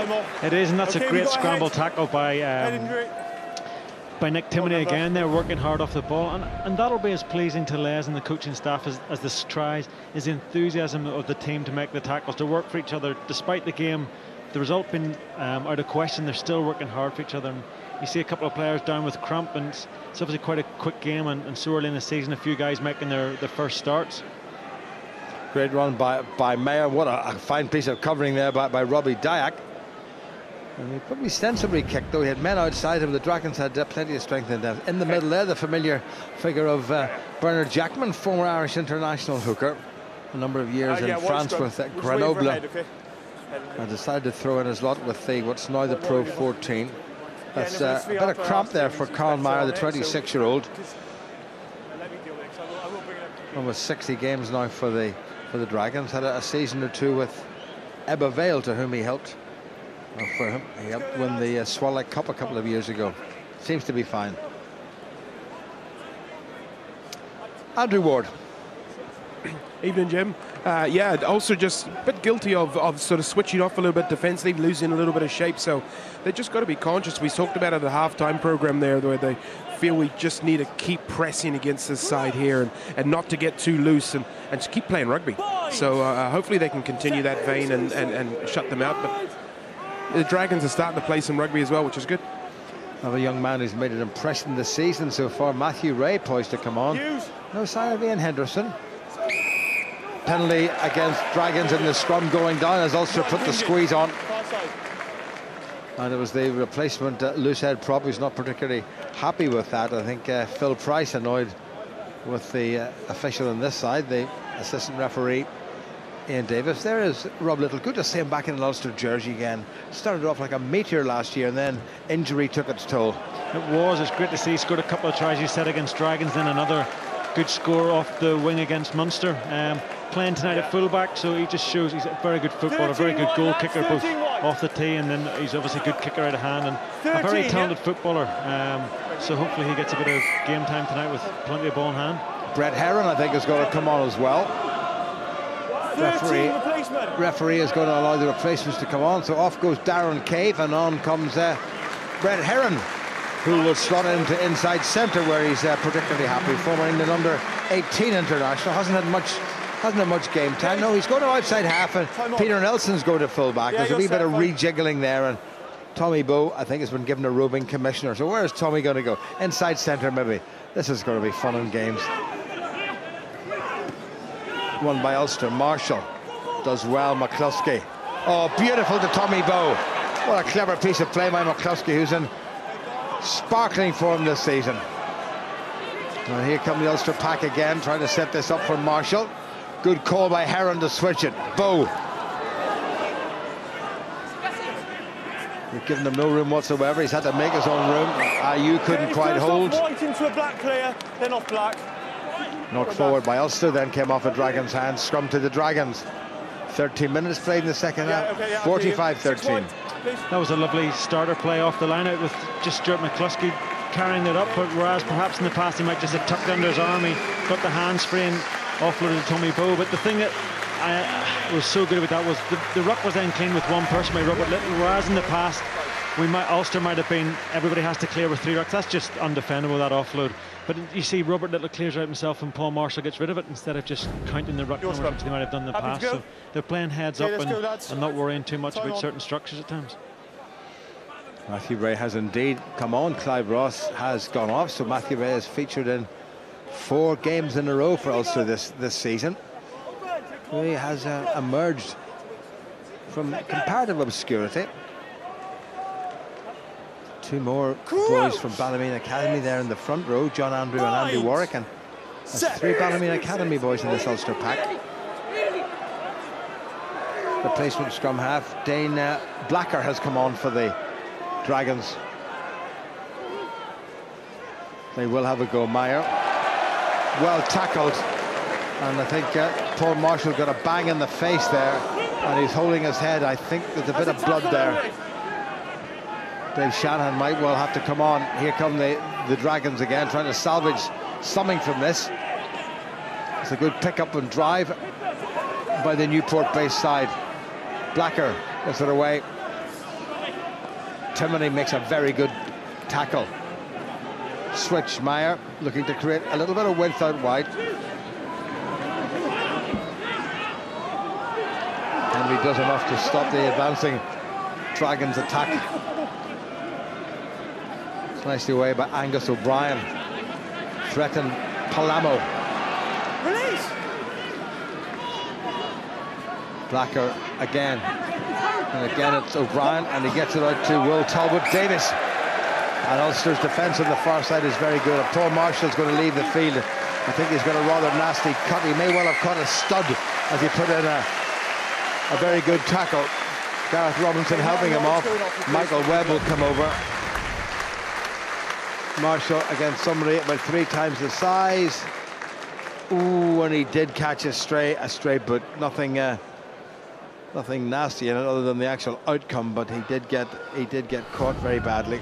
Yeah, it was a good cover tackle. Dave Shanahan has come on as a blood replacement, but he may well see out this game unless, of course, they decide to bring back Paul Marshall. Les has put the thinking cap on. Yeah, it's good for Dave Shanahan now to get a bit of game time. It's nice that in a game it's so comfortable now that the substitutes are getting a bit of time in case they're needed in the next few weeks. Good pass by Shanahan. Brett Herron puts the foot on the gas. Couldn't quite get it away. Well, he did get it away, but Stockdale couldn't quite take it. Penalty advantage for an obstruction. Here come the Dragons again. Referee's calling for a penalty advantage. I'm not sure to whom for obstruction. Ulster go all the way back. Okay, lads. Line out there. And he's going to take the line out. The advantage was over. So the penalty must have been against Ulster for obstruction. Yeah, unfortunate there, Brett Herron going for the offload, which was a good option. Just Jacob Stocker, I think it was, couldn't quite hold on to it. And a lovely kick by Landman down the line, and Dragons now in a good position, but Ulster will be frustrated to turn the ball over again in such a promising position. But it's good to see them again, as I said, play with ambition. Stolen by Ulster. John Andrew at scrum half. Double try scorer. Nick Timoney sets it up. Shanahan again. Robbie Dyack. Herron. Good show of the ball. McCluskey. That is somewhere up into the ozone layer.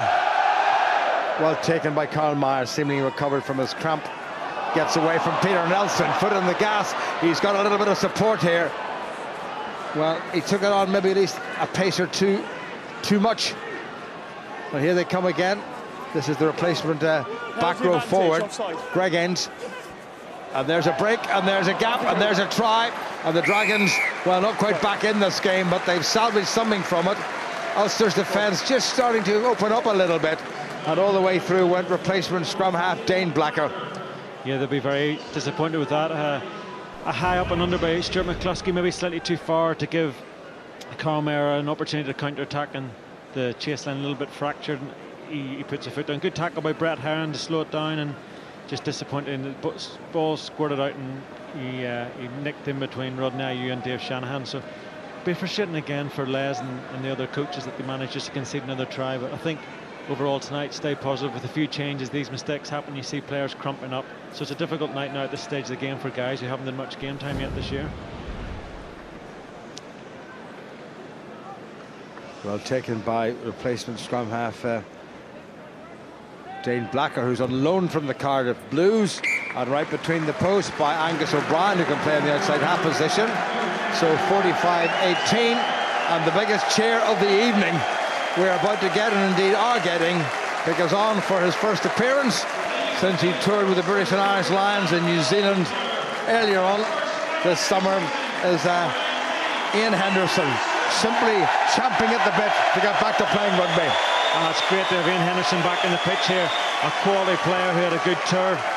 And I'm sure he'll be out to impress and hit some people. It's been a while. And he's straight into the game now with a massive hit. As you can hear the crowd getting off their feet now for him.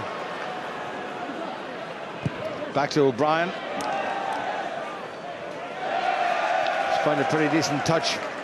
So the man who's made way for Ian Henderson is Alan O'Connor. He's had another good game. He's had a very good season, O'Connor. Chris Henry skippering the side for the third time this year. Came originally from the Scarries Club, the home of a great old friend of mine, the great James Glennon, Irish international. What a player, what a man he was too. Still is, I'm glad to say. Peter Nelson takes it forward. Dave Shanahan. Here's Henderson. Shanahan again. John Andrew. Oodles of pace for a hooker. Rodney Ayew. No slouch either. Good bustling, rumbustious run by him. Now it's McCluskey. Seat of his pants. Shanahan. That was all right. Andrew Warwick got it at the second attempt, and the Dragons give away the penalty. Well, this is, and somebody said something which isn't very clever with someone like Dan Jones around. A good, great young referee with a lot of empathy for the game, but he's not going to take any old back chat, is he? No, I think a little bit petty maybe from the referee, but I'm sure everybody gives the refs chat now and again. I'm sure that's just pure frustration, and whenever you're losing by that amount, you get very frustrated, and it's just a bit of petulance. But Ulster hopefully now try and get another score and get over the half-century. Well. Cheetahs 38, Leinster 19. And I have to say that's maybe what this competition needs. Glasgow 27-10 up against Munster. And Benetton Treviso still leading the Ospreys. John Andrew. Great take by Nick Timoney. Ulster going for a little bit of grunt and heave. Ball is in there somewhere. Now they're going to try to release it to Dave Shanahan. Maybe the pack feel they can trundle over all on their own, but it's gone down, so they won't. And the referee says that was an unplayable ball, and it's going to be put into the Ospreys scrum, so they'll be happy with that. Yeah, good defence from the Dragons. The Dragons, I should say. The Ospreys. Yeah, good defence, and Ulster will be frustrated. They seem to have it set up quite well, but you just sort of, as a back, I would love to see that come off the top and try something different. Obviously, game is over, and it would just be nice to try a few different set plays, but obviously being biased, that's me. But listen, they'll be frustrated because, yes, the game's over, but they still want to be accurate. You don't want to be giving cheap turnovers at this stage of the game, but I think we can't be too negative. Ulster have been fantastic tonight, and everybody's put their hand up with good performances. Well, there'll be a wee bit of cheer for the Dragons' second, Reynard Landeman, who left the Cheetahs to come and play in Newport, so I'm sure he doesn't know about that score at the moment, but when he finds out afterwards, well, it'll put something of a smile on his face. Into the final quarter, 45-20. Ulster with the bonus point. Stand up. Okay, lads, there's too much leaning on. It's a bind, not a lean, okay? We've had one from each side now. We need to get this right, please. And Jones we need a bind from with both the front sides. row, just about a technical issue. We leave it at that. Seconds! Crouch! Yes! Bind! Set! See Rodney Ayew get as much game time as he has tonight. That's going down, and he's taken the scrum down. Somebody went down with his knee. Rodney Ayew went to ground with his knee, and that was a penalty.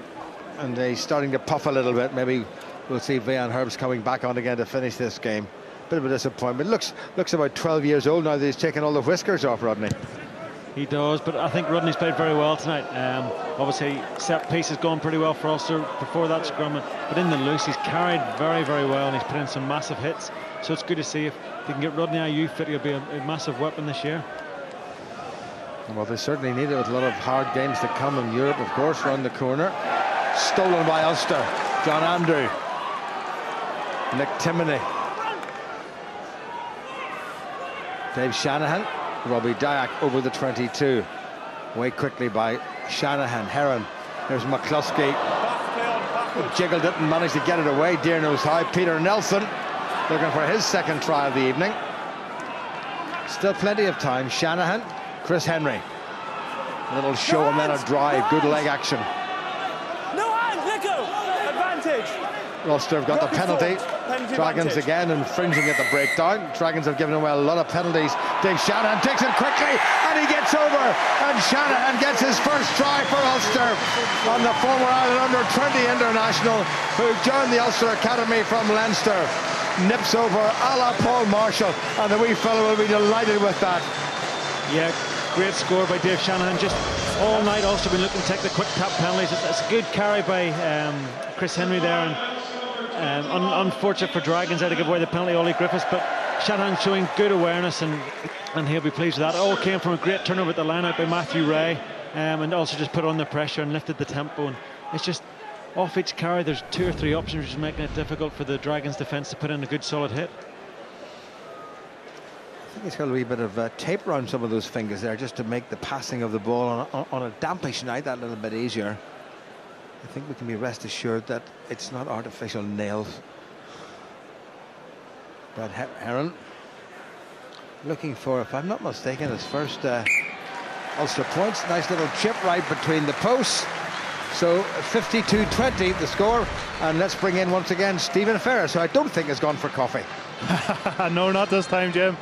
Ian, Jim, if only if it was this easy week in, week out, but fair play to this Ulster team. They've played what's in front of them all night. Another lovely try there, quick thinking by Dave Shanahan, get over there. But fair play to the Dragons. They come in late slightly in the second half, but let's face it, the match was over at half time, but they got to keep building on this score and keep laying down a marker, Jim. Well, taken in by Ian Henderson.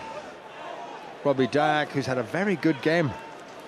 Shanahan, Heron, Andrew, Tommy Bowe. Limited opportunities for Tom. Big Matty Ray, handy man to have off the bench. Andrew Warwick sets it up for Shanahan. John Andrew. Here goes Henderson. Oh, terrific skills by Henderson. Heron. A little sidestep, well taken by Max Williams, the Dragons flanker.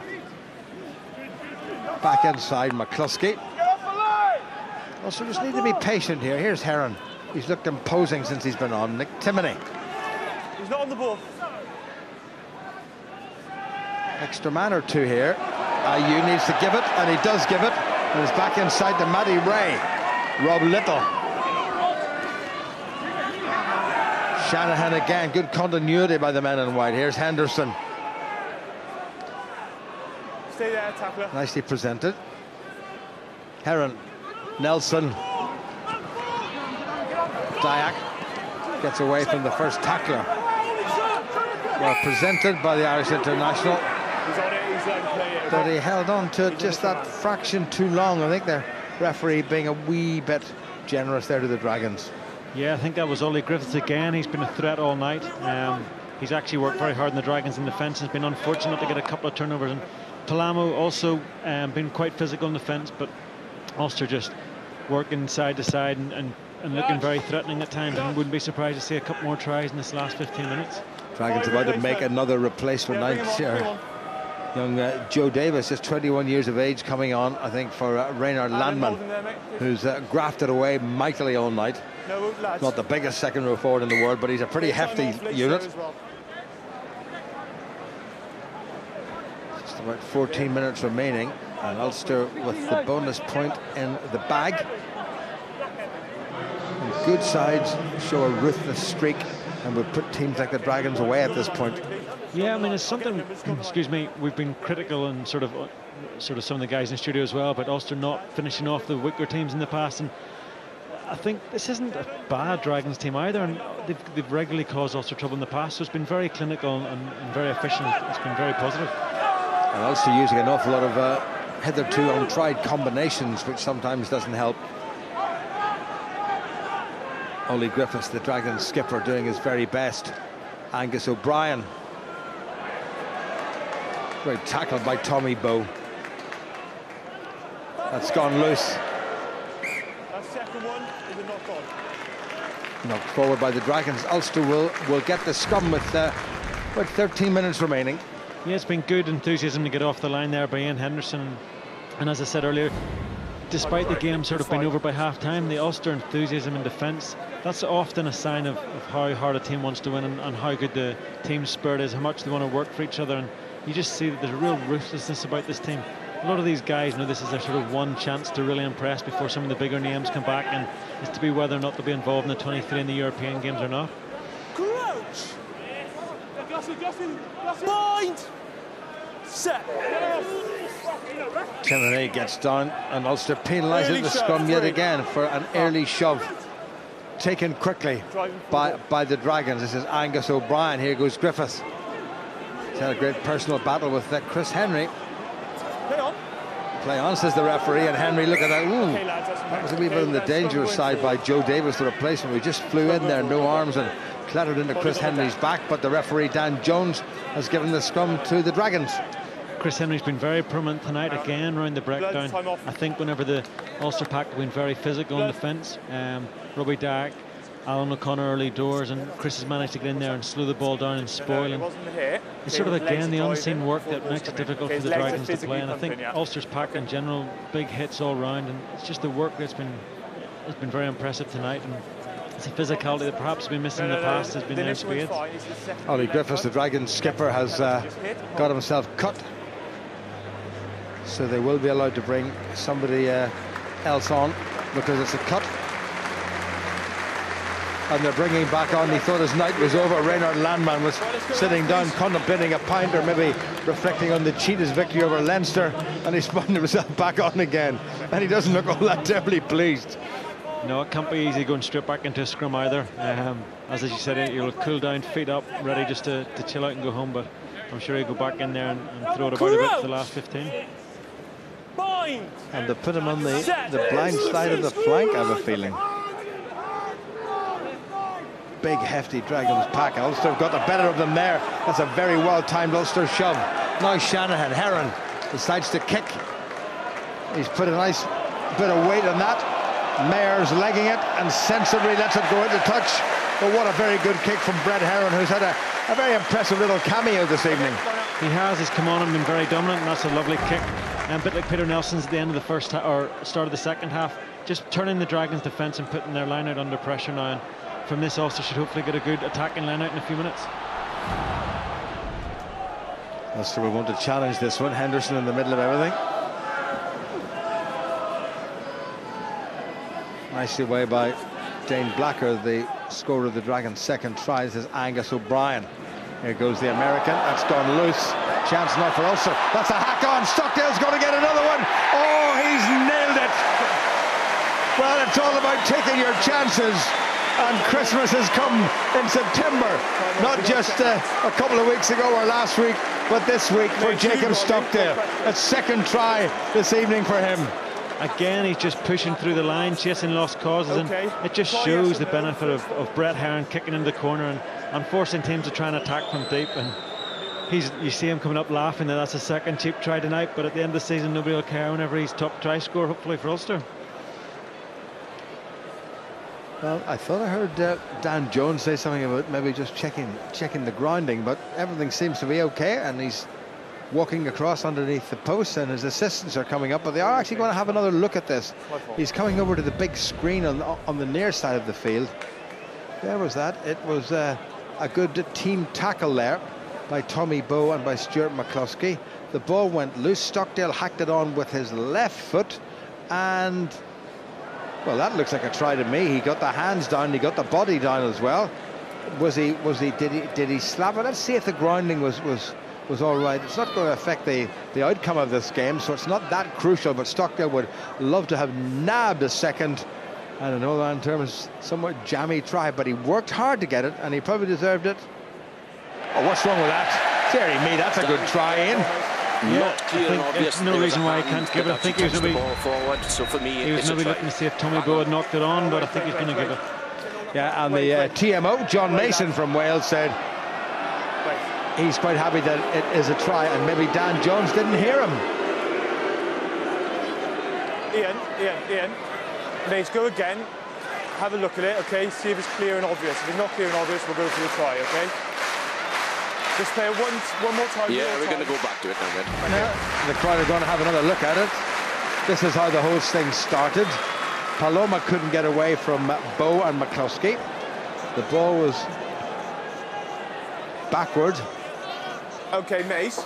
Yeah. They couldn't gather it. Talbot Davis. From the hand of a white player, okay? It's not deliberate for me, it's just a knock on. Just a knock on, okay, mate. Black ball, yeah? Okay, mate, yeah. So there might well have been a knock forward in the tackle. This is the crucial angle. Tommy Bow goes in. Ooh. No try.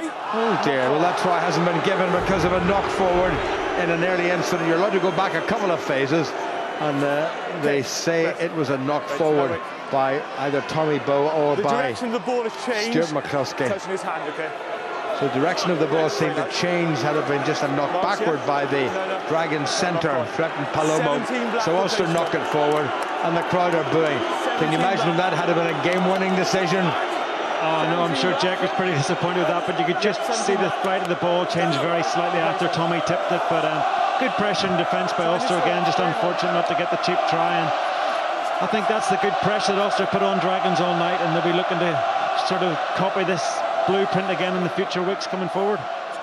Okay, lads. Brock Harris has come on, hard scrummager for the Dragons, because the last scrum Ulster gave him a bit of the run around, or the shove around rather. Let's see if they can do it again. John Andrew gets down.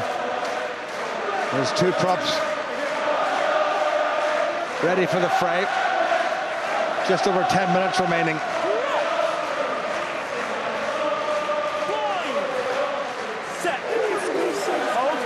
Down goes Timoney.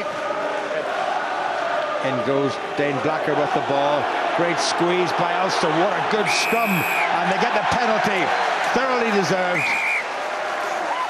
Terrific effort by the entire Ulster 8, but particularly by the front row. And I tell you something, Rodney Ayew's probably played the best game since he joined Ulster a year ago. He has, and it's great to see, as I said, for Ulster, whether he's a starter, whether he's off the bench. He's a game changer. He makes those big plays, whether a carry and attack or whether it's one of those big hits he put in the first half. And if you can get Rodney match fit, there's not many better loose around the park in the loose, and he can definitely be a big weapon this year for Ulster. Yeah, and as we mentioned, it's just about 10.5 years since he was an under-19 World Cup winner with New Zealand. What a great take by Henderson in the back. Here go the 8 Ulster forwards thundering towards that line, and a little bit of accidental offside. The ball carrier had a man in front of him, and the referee said it was an advantage was gained from that. Funny old regulation, that, isn't it? Yeah, it's they seem to get it set up pretty well. A lovely throw by John Andrew and Tekpe and Henderson. I think they just seem to twist around and somebody gets in the wrong position. Perhaps just due to all the substitutions not quite as smooth as the starting 8 were in the first half. Into the final 10 minutes, 32 points between them. Ulster with the 8 tries, could have been more. Jacob Stockdale thought he was in for number 9 and number 2 for himself this evening. Can Ulster get another massive squeeze on the Dragon scrum? Out quickly, well blocked by Shanahan. Angus O'Brien. Taken by Heron.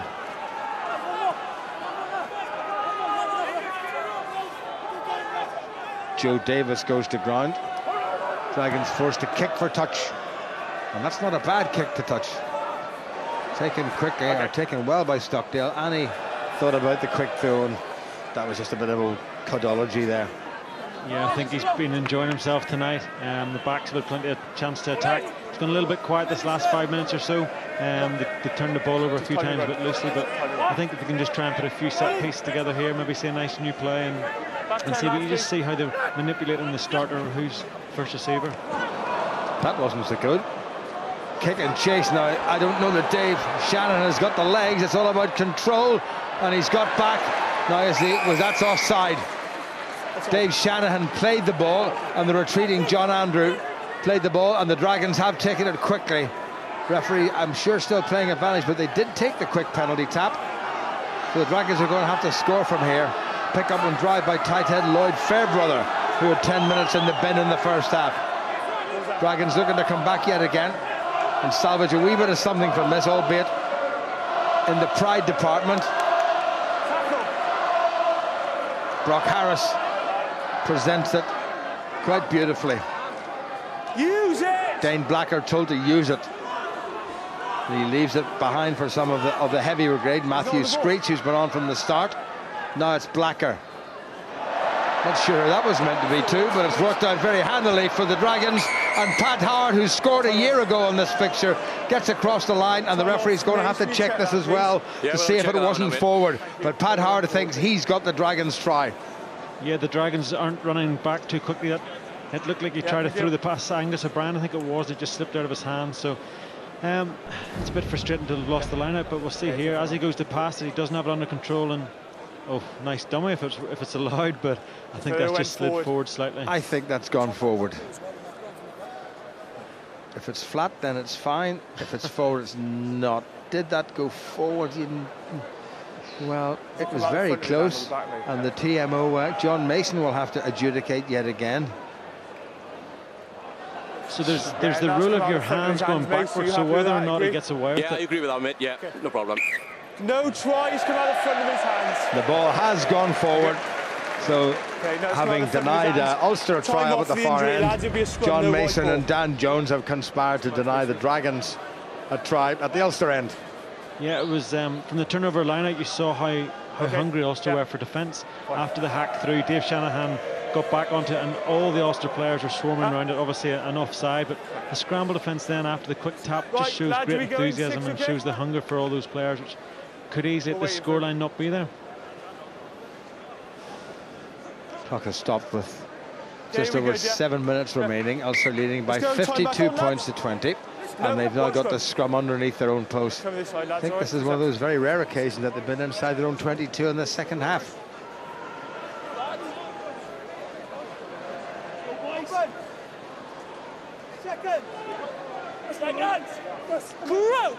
You just getting the feet right and hoping that Matthew Ray is providing that extra little bit of support.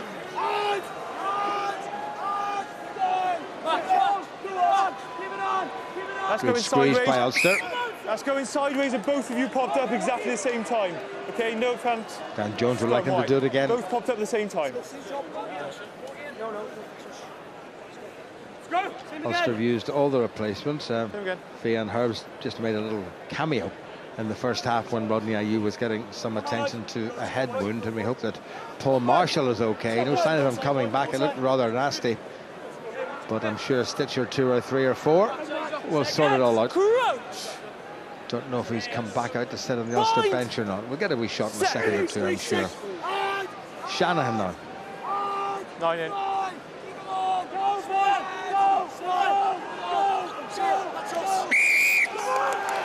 Penalty against the Dragons this time, going straight to ground. Under pressure from the Ulster front row yet again. Brock Harris not impressed. No sign of Paul Marshall. Peter Brown sitting at the back of the Ulster dugout. I don't think he's injured, so I'm not sure whether or not he's just a matter of form and he's not being considered. And that's a very good clearance kick from Brett Heron. What a nice strike from the hand in. Yeah, very nice, Kent. Good scrum to win the penalty, and that's a forwards will be delighted to see Brett Heron push him down now towards halfway line. I think the general skill sets and the exit sets have been very good by Ulster tonight. They've been very accurate for the most part, and Les will be very happy with how they've got through. Ollie Griffiths, the Dragons skipper, coming back on, having got a little bit of attention. And off goes Reinhard Lindman, who'll be pleased that he's, well, with a bit of luck, definitely staying off this time. Short and Ulster line out. Well taken by Shanahan, who's got away. Oh, nice little pirouette by Dave Shanahan. John Andrew at scrum half. Heron, Tommy Bowe, taken on by Timoney. Ulster can do the scrum half. Ian Henderson leaves it for Shanahan, who's there. Now it's Andrew. Stockdale put the foot on the gas. Shanahan again. Heron. Delicate wee kick. Meyer just struggling a little bit with the cramps again, I think. Got across and no more as Rob Little closed him down. Yeah, good play by Brett Heron again there, just to force Dragons back and put them under pressure. Even though the scoreline it is, there's no point in forcing play when it's not on, and hopefully pressurising get a turnover. Deft little touch again by Heron. That's untidy, well pulled in though by Rhys Buckley, one of the Dragons' try scorers, the replacement hooker. Henderson battling away for that ball. No room for the Dragons whatsoever. Ulster closed them down very quickly.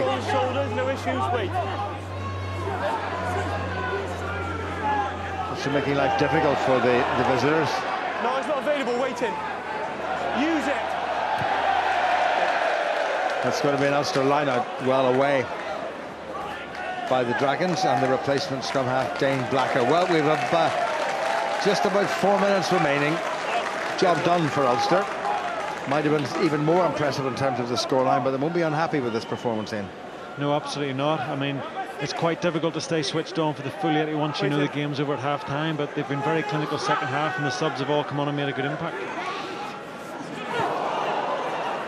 Now, John Andrews' darts are normally absolutely spot on. That's 2 iffy ones he's had, but the result is a penalty against the Dragons, not releasing the man in the tackle.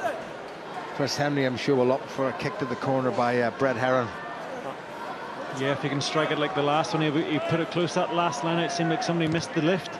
So you could see John being very frustrated, and Robbie Dark lifted a hand to apologise. So somebody must have made a mistake at the back there. That's middle, lads, yeah. Charles Pietau, good to see him back after a couple of weeks off. Off to Bristol at the end of this season for oodles and noodles and noodles of the folding stuff. Andrew, nicely done by Dayak, who's been terrific. 6 out! Williams gets out of the way. Ulster Pack still have the ball. They have a long way to go, mind you, but they can control it. Who knows what might happen? And away goes John Andrew, looking for a 4th try, if I'm not mistaken this time. Robbie Dayak burst through. Going strong, that's good work by Dayak. Shanahan. Heron back inside to Little. Spirals away, and he's still there. Tackled by Buckley. Shanahan gets it away again. John Andrews scrabbling towards that Dragons line. Well set up once again by Dave Shanahan.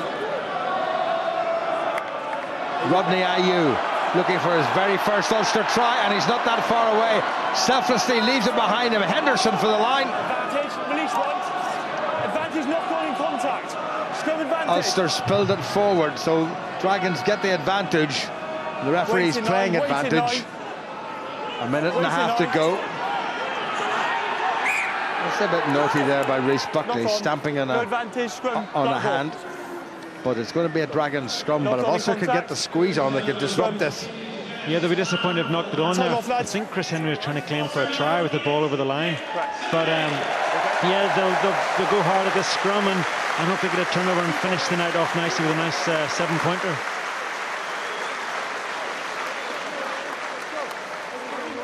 Well, they've had 2 we got time very entertaining games here at the Kingspan Stadium. The crowd played advantage from the initial knock-on. last week, it was nail-biting stuff as Ulster came back twice to defeat the reigning champions, the Scarlets. Tonight it's been slightly more one-sided. Jacob Stockdale thought he was in for a 2nd try. He's been in great try-scoring form. Rodney Ayew has put in, well, for me, his best performance in an Ulster jersey. Apart from a little spell when he went off and got his head stitched when Fionn Herb's come on, he's been on right from the start. And that's what he needs. He needs lots of game time. He does, and he's shown in glimpses tonight how dangerous and how effective he can be. And Ulster will be pleased, Les will be pleased with how many players have got through tonight with good performances, just getting more minutes. It's all about getting plenty of rotation early in the season, so he knows what his strongest combinations are when Wasps come to town in a couple of weeks. Job well done yet again. And it looks like Ollie Griffiths is going off again. This time I don't think it's his head, I think it's back. He's walking off very, very, very gingerly. Only 22 years of age, one of quite a number of players actually born in Newport itself.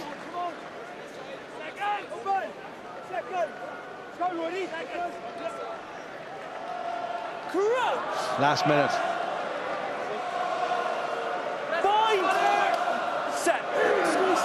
Ulster with their 2nd bonus point win of the season. Quick ball. Blacker gets away from Shanahan. He's very quick, Blacker. Well, Ulster need a few men at home. This is going to be a breakaway try. I don't think Ulster have got the gas. Timoney is really legging it, but the Dragons are going to get in yet again. Great finish by the Dragons, right from their own line, rounded off by Will Talbot Davis. But all the work was done by Dane Blacker, who left the Ulster back row defence in his wake. one missed tackle, and when you've got genuine pace, sometimes that's all it takes. It is. It's one of those ones where the ball just squirts out of the scrum and causes a bit of confusion. Jacob Stockdale shooting through the line and a perfect 2-on-1 executed. And Nick Timoney, fair play to him, chasing back. He thought he might have got close, but that's a frustrating way to finish. But listen, at the end of the day, there's no point in taking the gloss off a very good performance from Ulster tonight. The Dragons, if I'm not mistaken, have got a try bonus. Is that their 4th try? Okay, wait in. Okay, time back on when he kicks it, please.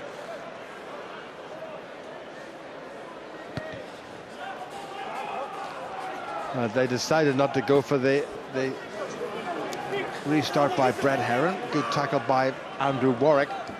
80 minutes are up, and that's gone loose. Well away by Angus O'Brien.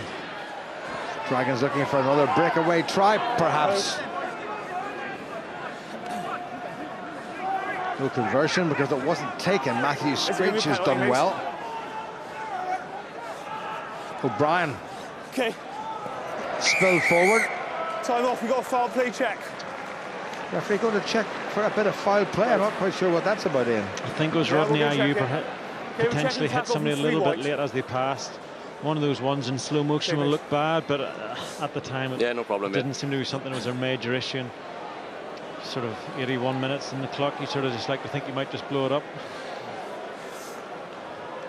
Well, they've gone upstairs to, not upstairs, they've gone out our trucks to John Mason just to have a little look to see what that incident involved. I've got to confess that I actually missed it. Okay, nothing's up yet, mate.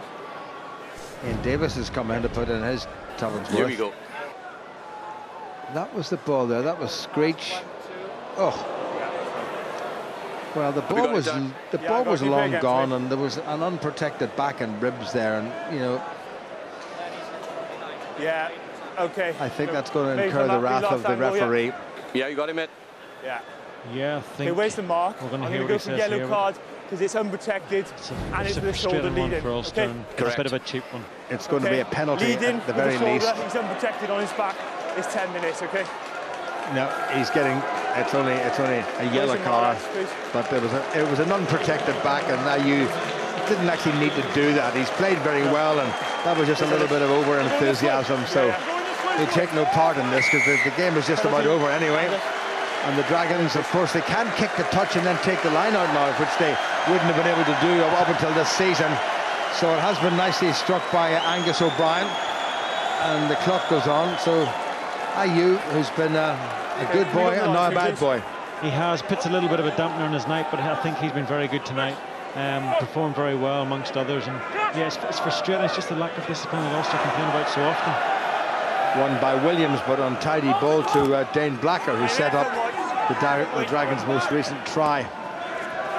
There's Screech, who seems to have recovered from that clatter in the back by Ayew. Blacker again. O'Brien back inside to threaten Palamo, who's been quietish, shall we say. That's nicely done. Good tackle by Rob Little. Mayer takes it forward. Stu McCluskey with the tackle. Blacker.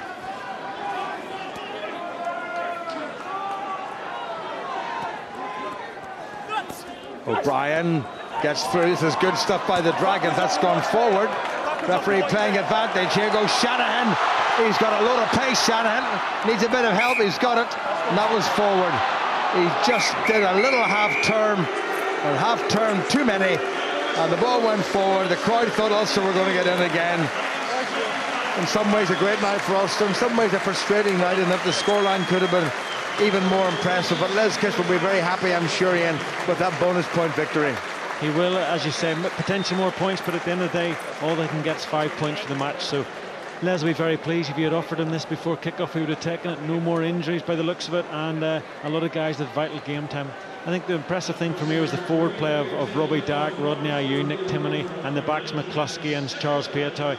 They just showed so much ambition and so much accuracy, and it's probably one of the most complete performances we've seen for a long time. And first Peter Nelson and then Brett Heron put in pretty impressive performances in the number 10 shirts. It is, it's good. It just shows that the Ulster have got strength and depth throughout their squad. I thought Paul Marshall did very well, and Dave Shanahan as well. So at half-backs they're building a little bit of depth, and Nick Timoney obviously played very well as well. 2 tries earned Nick Timoney the Man of the Match award. But Ulster will be very pleased. Their second bonus point win of the season. They remain unbeaten. It's played 4, won 4, and another 4 conference points for the Ulster side, who go off next week to Parma to play the Zebra. Rodney Ayew, well, finished with a little bit of acrimony, but all in all, a very good performance from him. So not a bad result at all here at the Kingspan Stadium. Final score, Ulster 52 and the Dragons 25. Comprehensive performance by Ulster, dominant in all assets of the game. Stephen Ferris, Andy Ward, it's hard to find fault. It is maybe a little bit sloppy in the second half, but with all those changes,